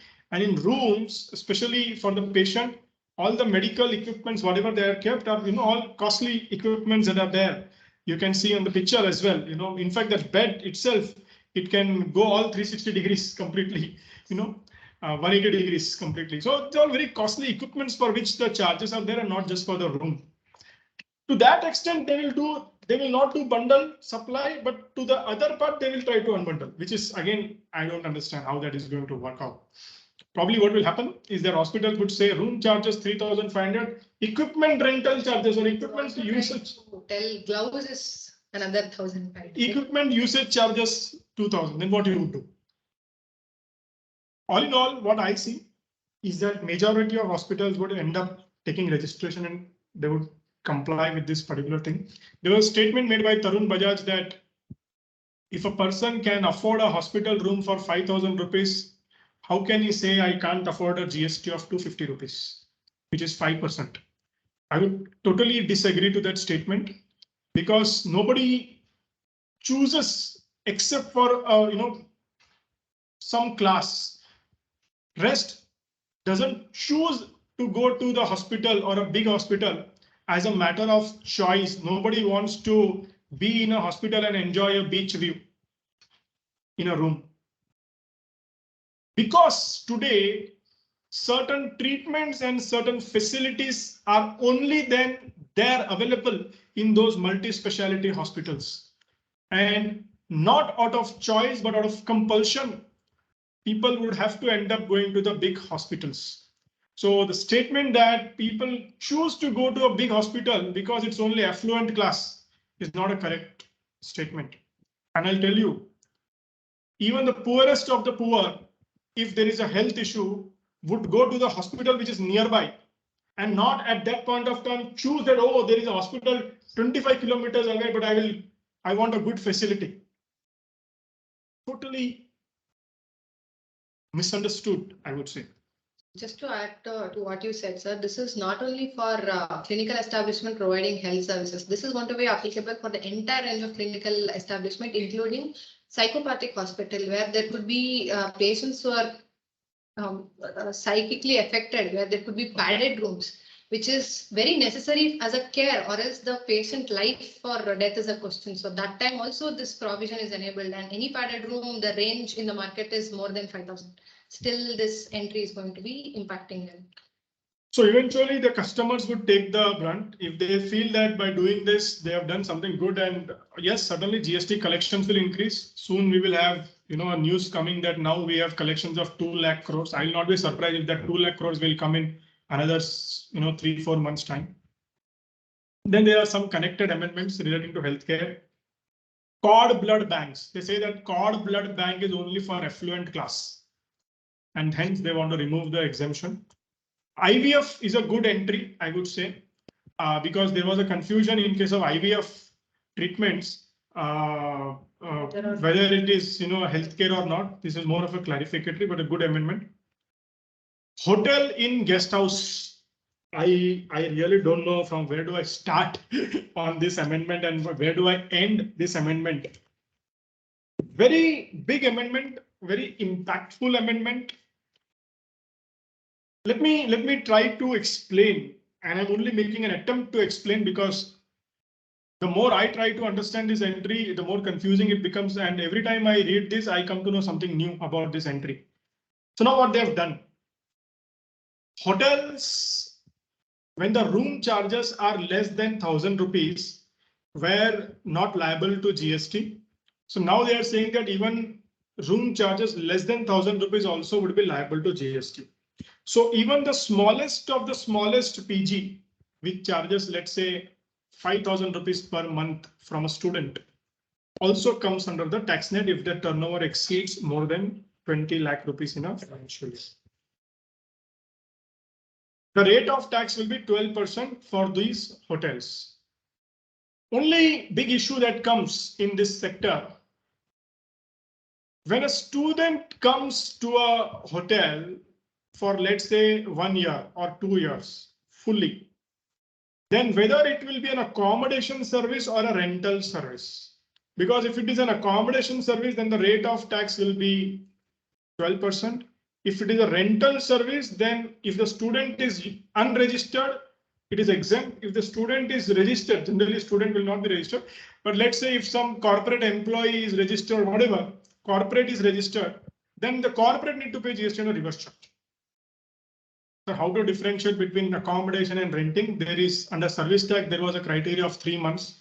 Under GST, there is no such criteria. There was the judgment of Karnataka High Court where they mentioned that, whether it's for permanent usage, temporary usage, and all those things we need to look at. Totally based on the facts of each case, this needs to be done. Now, apart from this amendment, they have done one more amendment, which is the second one in the slide that you can see, is that renting of a residential dwelling for use as residence was exempt. Which means, let us say I am a person who takes a premises on a rent and I use it for residential purpose only, it was exempt.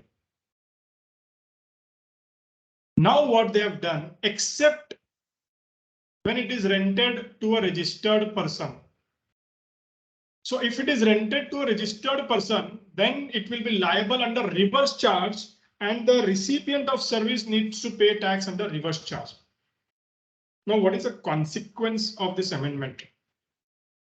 The consequence of this amendment is if the rental service, whatever that is there. Now, if before I go into the consequence or in the explanation, we need to understand one more dissection that in the exemption, there is 2 words, renting of residential dwelling for use as residence. So there are 2 criteria. It has to be a residential dwelling. It must also be used as a residence. Now, if it is a residential dwelling but used as a commercial, then the exemption is not applicable. But as far as the reverse charge entry is concerned, they have taken only one half. They have not taken the other half, which means for the purpose of reverse charge entry, we should not look at the usage. We should only look at the type of the dwelling, which means, let us say all these chartered accountant officers, or there are so many businesses who will have the office. Startups.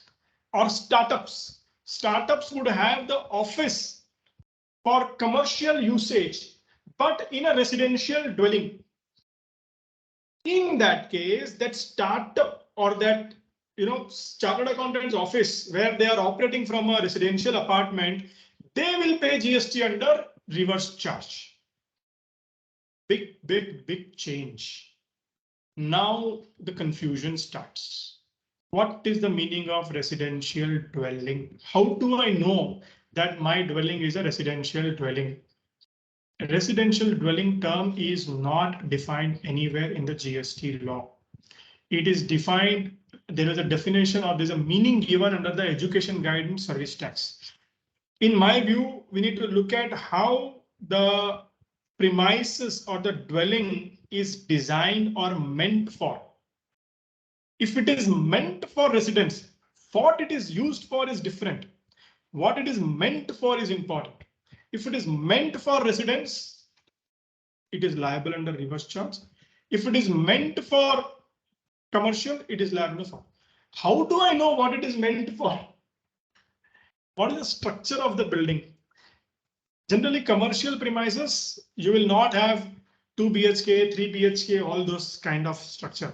It will like a straight warm shell, straight premises. As far as residential premises go, they'll have 1 BHK, 1 kitchen, 2 bathrooms, hall, rooms, living room, bedroom, and all those things. Okay, the design is that of a residential, but the electricity meter is commercial. Then do you say it's a commercial dwelling or a residential dwelling? My understanding, it continues to be residential. What is the authority or approval which the electricity department has given is for a different purpose, and that will not change the fact that it's a residential dwelling. Anyway, since it is not defined, we see a big time litigation that is going to happen on this particular point. Landlord will say, I don't want to take risk, I will charge you GST. On the other hand, customer will say, I also don't want to take risk, I'll also pay under reverse charge. And that's how both will pay the tax and government will earn 3 lakh crores, not just 2 lakh crores. Let me tell you, this is what will happen. Now the problem comes in the context of these employees and interstate usage.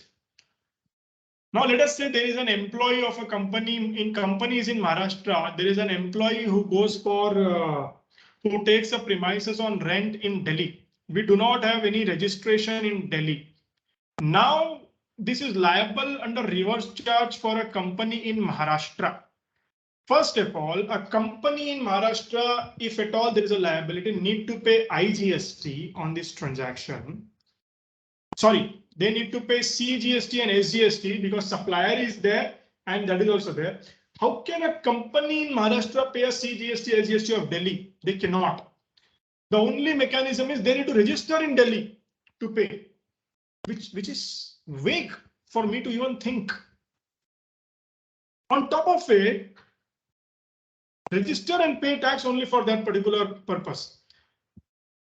Another interpretation that comes is that since I am a registered person in Maharashtra and not in Delhi I am URD and exempt.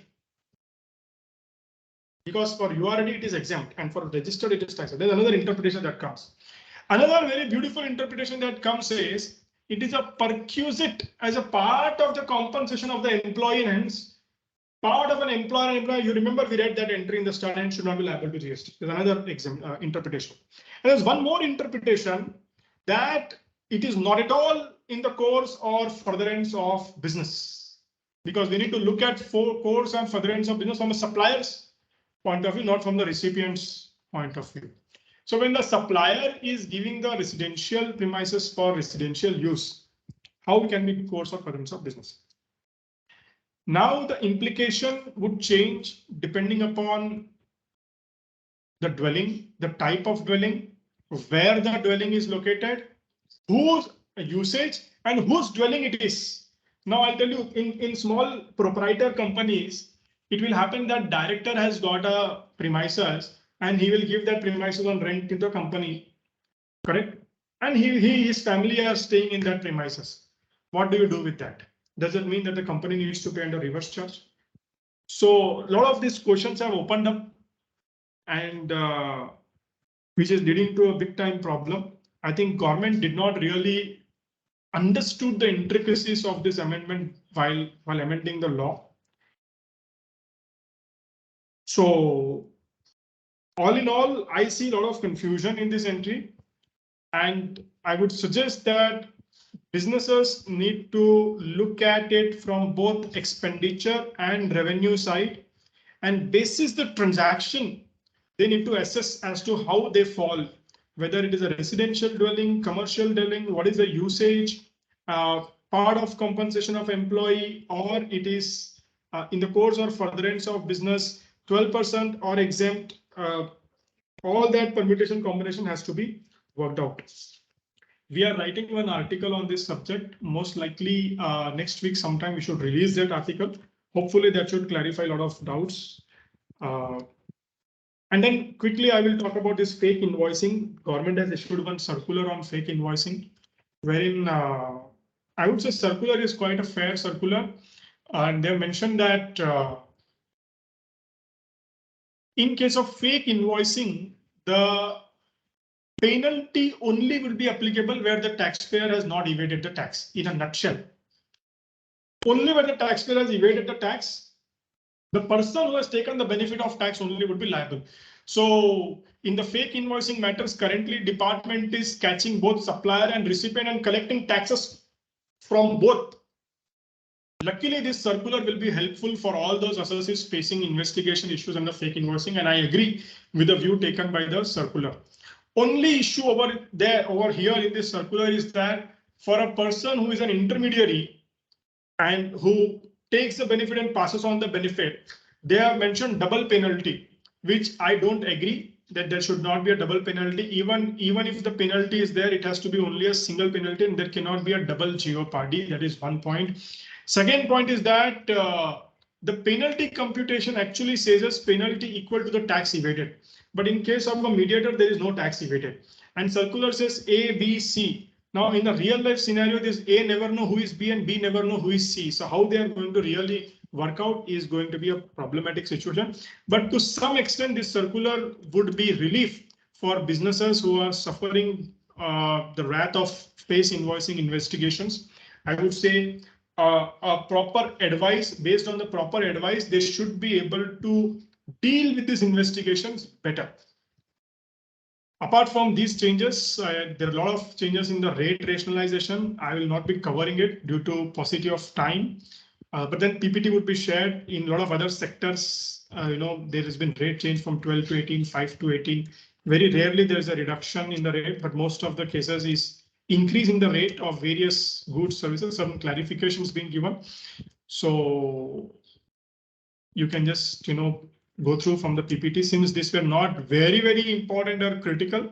And if important only to that particular sector, we did not want it to, spend too much of our time on these amendments.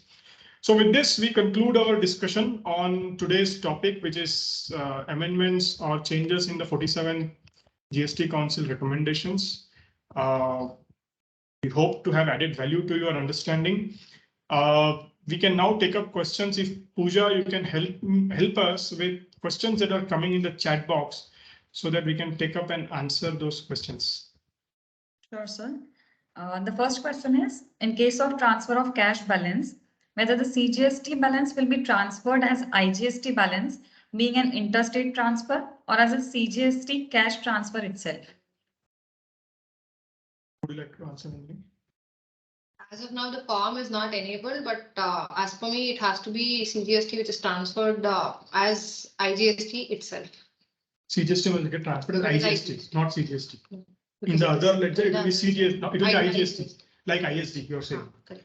Okay, I think we need to wait for how this portal works, but I think that is not coming out in the law. In the law No. says, In the law, it doesn't provide anything. So once the portal is enabled, how it happens has to be seen.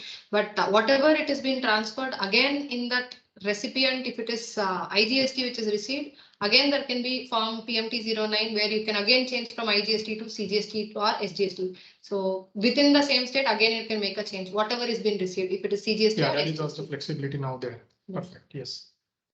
Next question, Pooja. Next question is, where the portal allows and has description in form APL1, utilize ITC or cash, how the department can restrict the taxpayers from utilizing ITC for payment of pre-deposit? It is restricting right now? No, it's right now providing two options. So when the form itself provide two options, how can the department restrict? This? Correct, agreed. So I think that's already covered.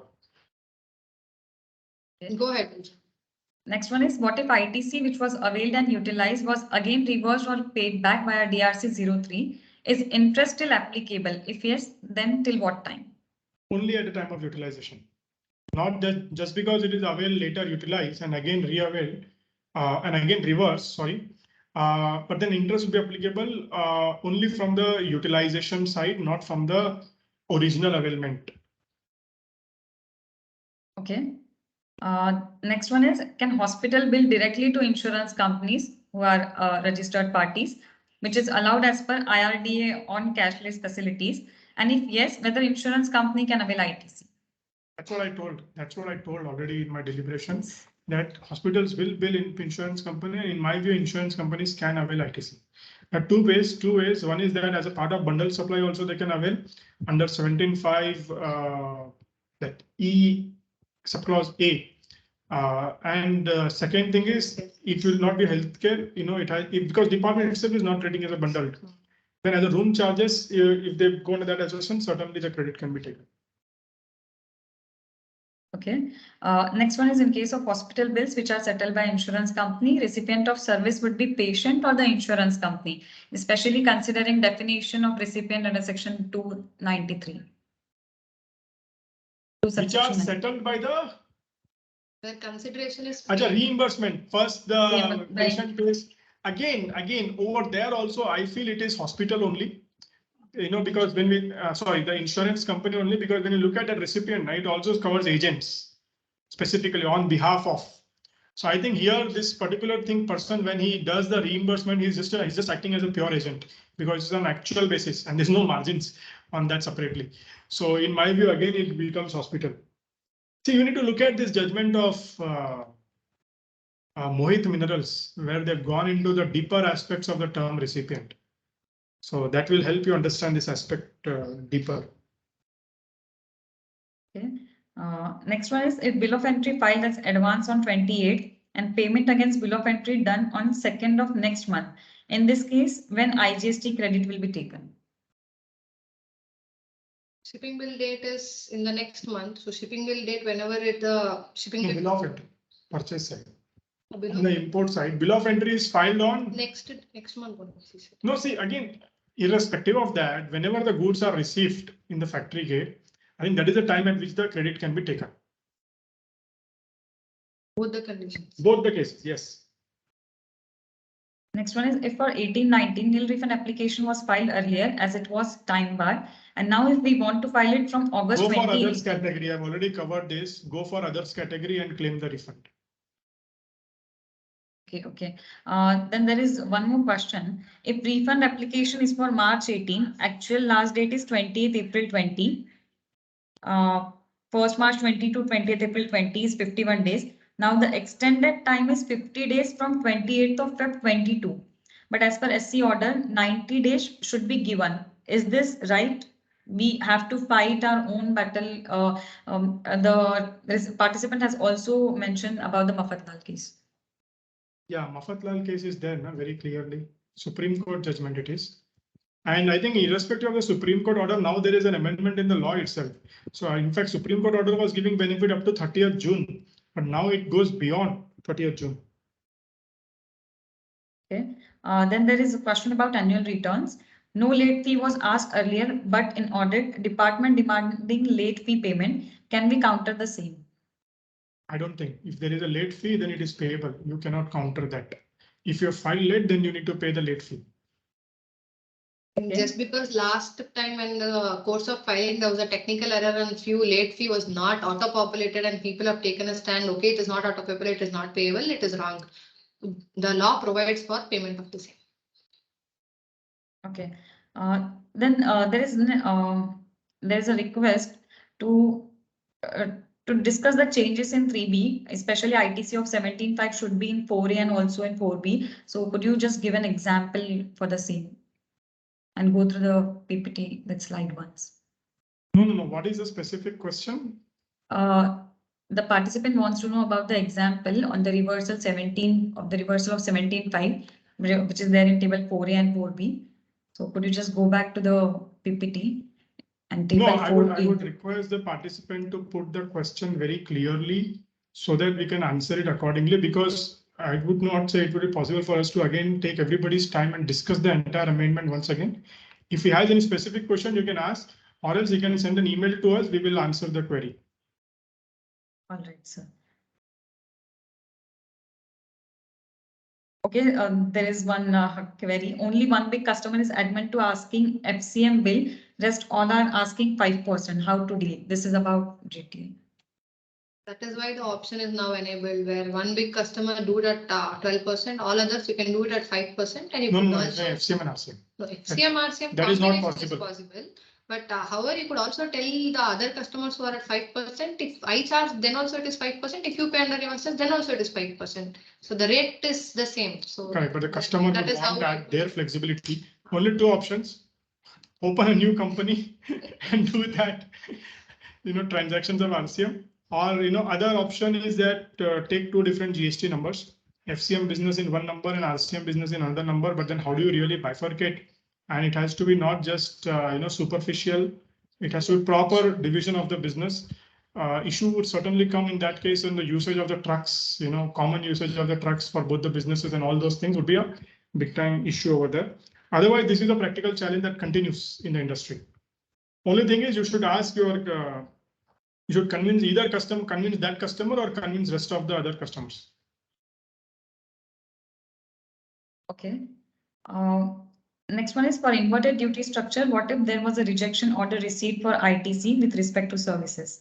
Can we appeal saying this amendment can be considered retrospectively? But for services, the amendment is not for services. Now also there is a restriction for inverted structure. The input services refund is not eligible. To whatever amendment that has come within the purview of that amendment, it is retrospective 1st of July 2017.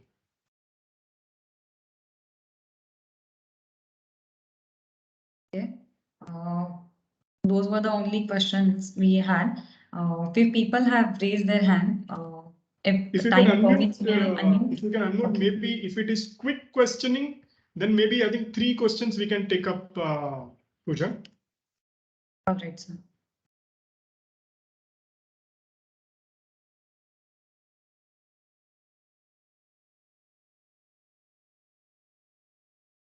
Sir,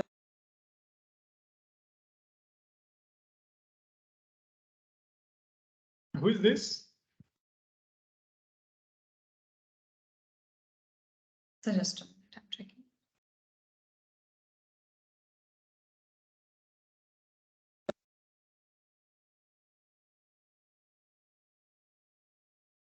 Savita Joshi has asked a question.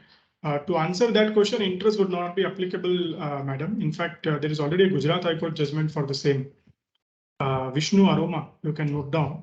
Interest would not be applicable. Pooja, we are not able to hear the people for unmute. Are you able to unmute or not? Yes, I'm able to unmute.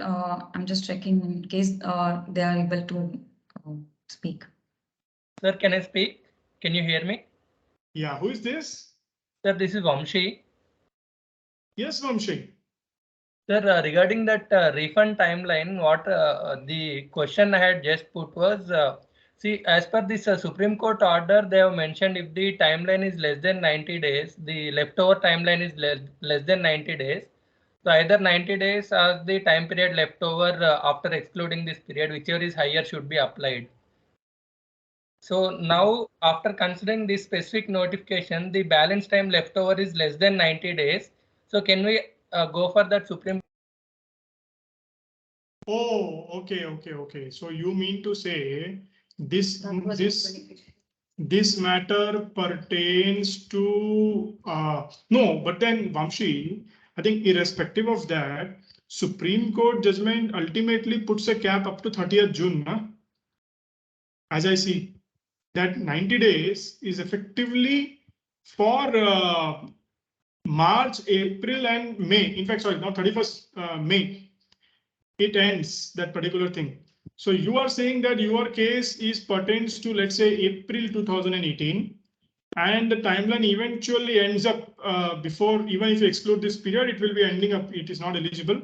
And then for the balance part, you would like to take up the 90 days of Supreme Court and still say it is eligible. Is that my understanding correct, Vamshi? Yes, sir. Yes, sir.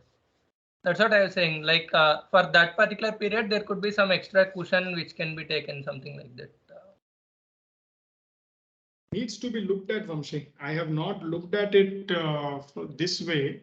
But then only thing is, my concern is when I look at Supreme Court order, it actually puts a cap of 90 days from February, from the end of that period. That is, up to 31st May. And it doesn't say that this should be an additional period of 90 days to be excluded for the calculation purpose. See, there is a difference in the... No, after excluding this period, if the balance period left over is only 20 days, you have to take 90 days. If the balance period is 100 days, you can take 100 days. Something like that is what I understood, sir. Yeah, I would say, maybe you can send an email to me, Vamshi. I would have to once look into the Gazette of Supreme Court's this thing, and then probably I'll be able to, answer this question more appropriately. But at this point, I think it's doubtful, but I'm not 100% sure. Okay, sir. Sir, one more question I had put about this RCM thing that wasn't asked properly. So the question was about the mixing 5% and 12% rate. So if the 5% rate, there is no ITC, and 12% rate, there is ITC. So will we have to consider it into like exempted and taxable turnover, and 40 to 43 should be applied and all? Absolutely. Perfect. Yes. Okay. And like generally, just for general discussion, isn't it logical to mix the RCM and 12%, then mixing 5% and 12%, sir? Sorry, I didn't get you. Mixing the RCM and 12% option would have been made more sense, is what I feel. Yeah. Agreed. But that's not been given. Yeah, as a because business. that's what I had mentioned. Few people are specifically asking for RCM. Few people are specifically asking for FCM. So Correct. that and applying this 42 rule there would have been given a better position than. More sense. Completely agree. Vamshi. Yes. Yeah. Yes, sir. Thank you, sir. Good evening, Kaushik here from Amiyat. Yes, Kaushik. Good evening. Yeah, actually, basically जो हम 2B के हिसाब से जो ITC का credit लेने वाले हैं, तो उसमें दो चीजें हैं जो मंथ एंड को इनवॉइसेस जो अपने वेंडर्स जो मंथ एंड को इनवॉइसेस रेज करते हैं, सपोज 28 को उन्होंने मुझे इनवॉइस रेज किया तमिलनाडु के सप्लायर ने, और मेरे पास 15 दिन के बाद वो मटेरियल आता है, तो मैं इनपुट बेसिकली टू बी में तो वो सपोज जून में जाएगा, लेकिन मेरे पास जुलाई में मटेरियल आएगा, तो मैं कौन से मंथ में उसका क्रेडिट ले लूँ? अगर मैं जुलाई में लेता हूँ तो वो ऑलरेडी 10 लाख का मटेरियल है, तो उसका इनपुट लास्ट ईयर में गया है और लास्ट मंथ में गया है, तो वो उसमें कंफ्यूजन दिख रहा है, क्योंकि मटेरियल तो बाद में आ रहा है लेकिन उसने इनवॉइस पहले किया है। जून मंथ के लिए वो सिर्फ अवेलमेंट एंड रिवर्सल का डिस्क्लोजर करना है, एंड जुलाई मंथ के लिए actual availment of the earlier reversal of the credit which is actual reavailment of the credit. ये प्रोपोजिशन देता है न्यू प्रोविजन में सर। करेक्ट। तो जून मंथ में आप पहले उसको डालोगे और नीचे रिवर्स करोगे, that you will reclaim again in the next month, which would be the month in which you will reclaim. This is one part. Second interpretation is also that ITC availing based on the provisional availment, subject to reflection in GST or 2B. So that also you can look at, but only thing is, so section 41 is already amended in Finance Act, which is to be notified. तो provisional ITC का concept लोग निकाल रहे हैं, that will go off, which will mean that ultimately you have to receive goods to be availing the ITC. तो उससे आपका difference दिखेगा सर टू बी में। तो what Nandini says is a more practical view which will also avoid any litigation. Avail करके reverse करना, फिर reclaim कर लेना उसको। ओके, उसके लिए टाइम कितना है कुछ एग्जैक्ट? पहले इसको टाइम लिमिट नहीं है। Okay okay, thank you.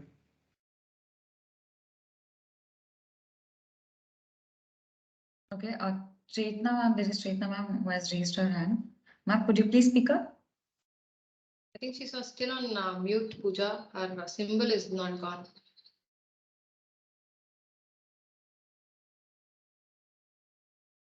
Okay, I think there was no question as such. Yeah.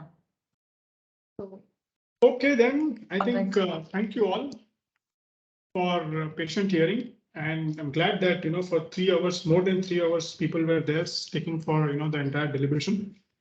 Thanks everyone.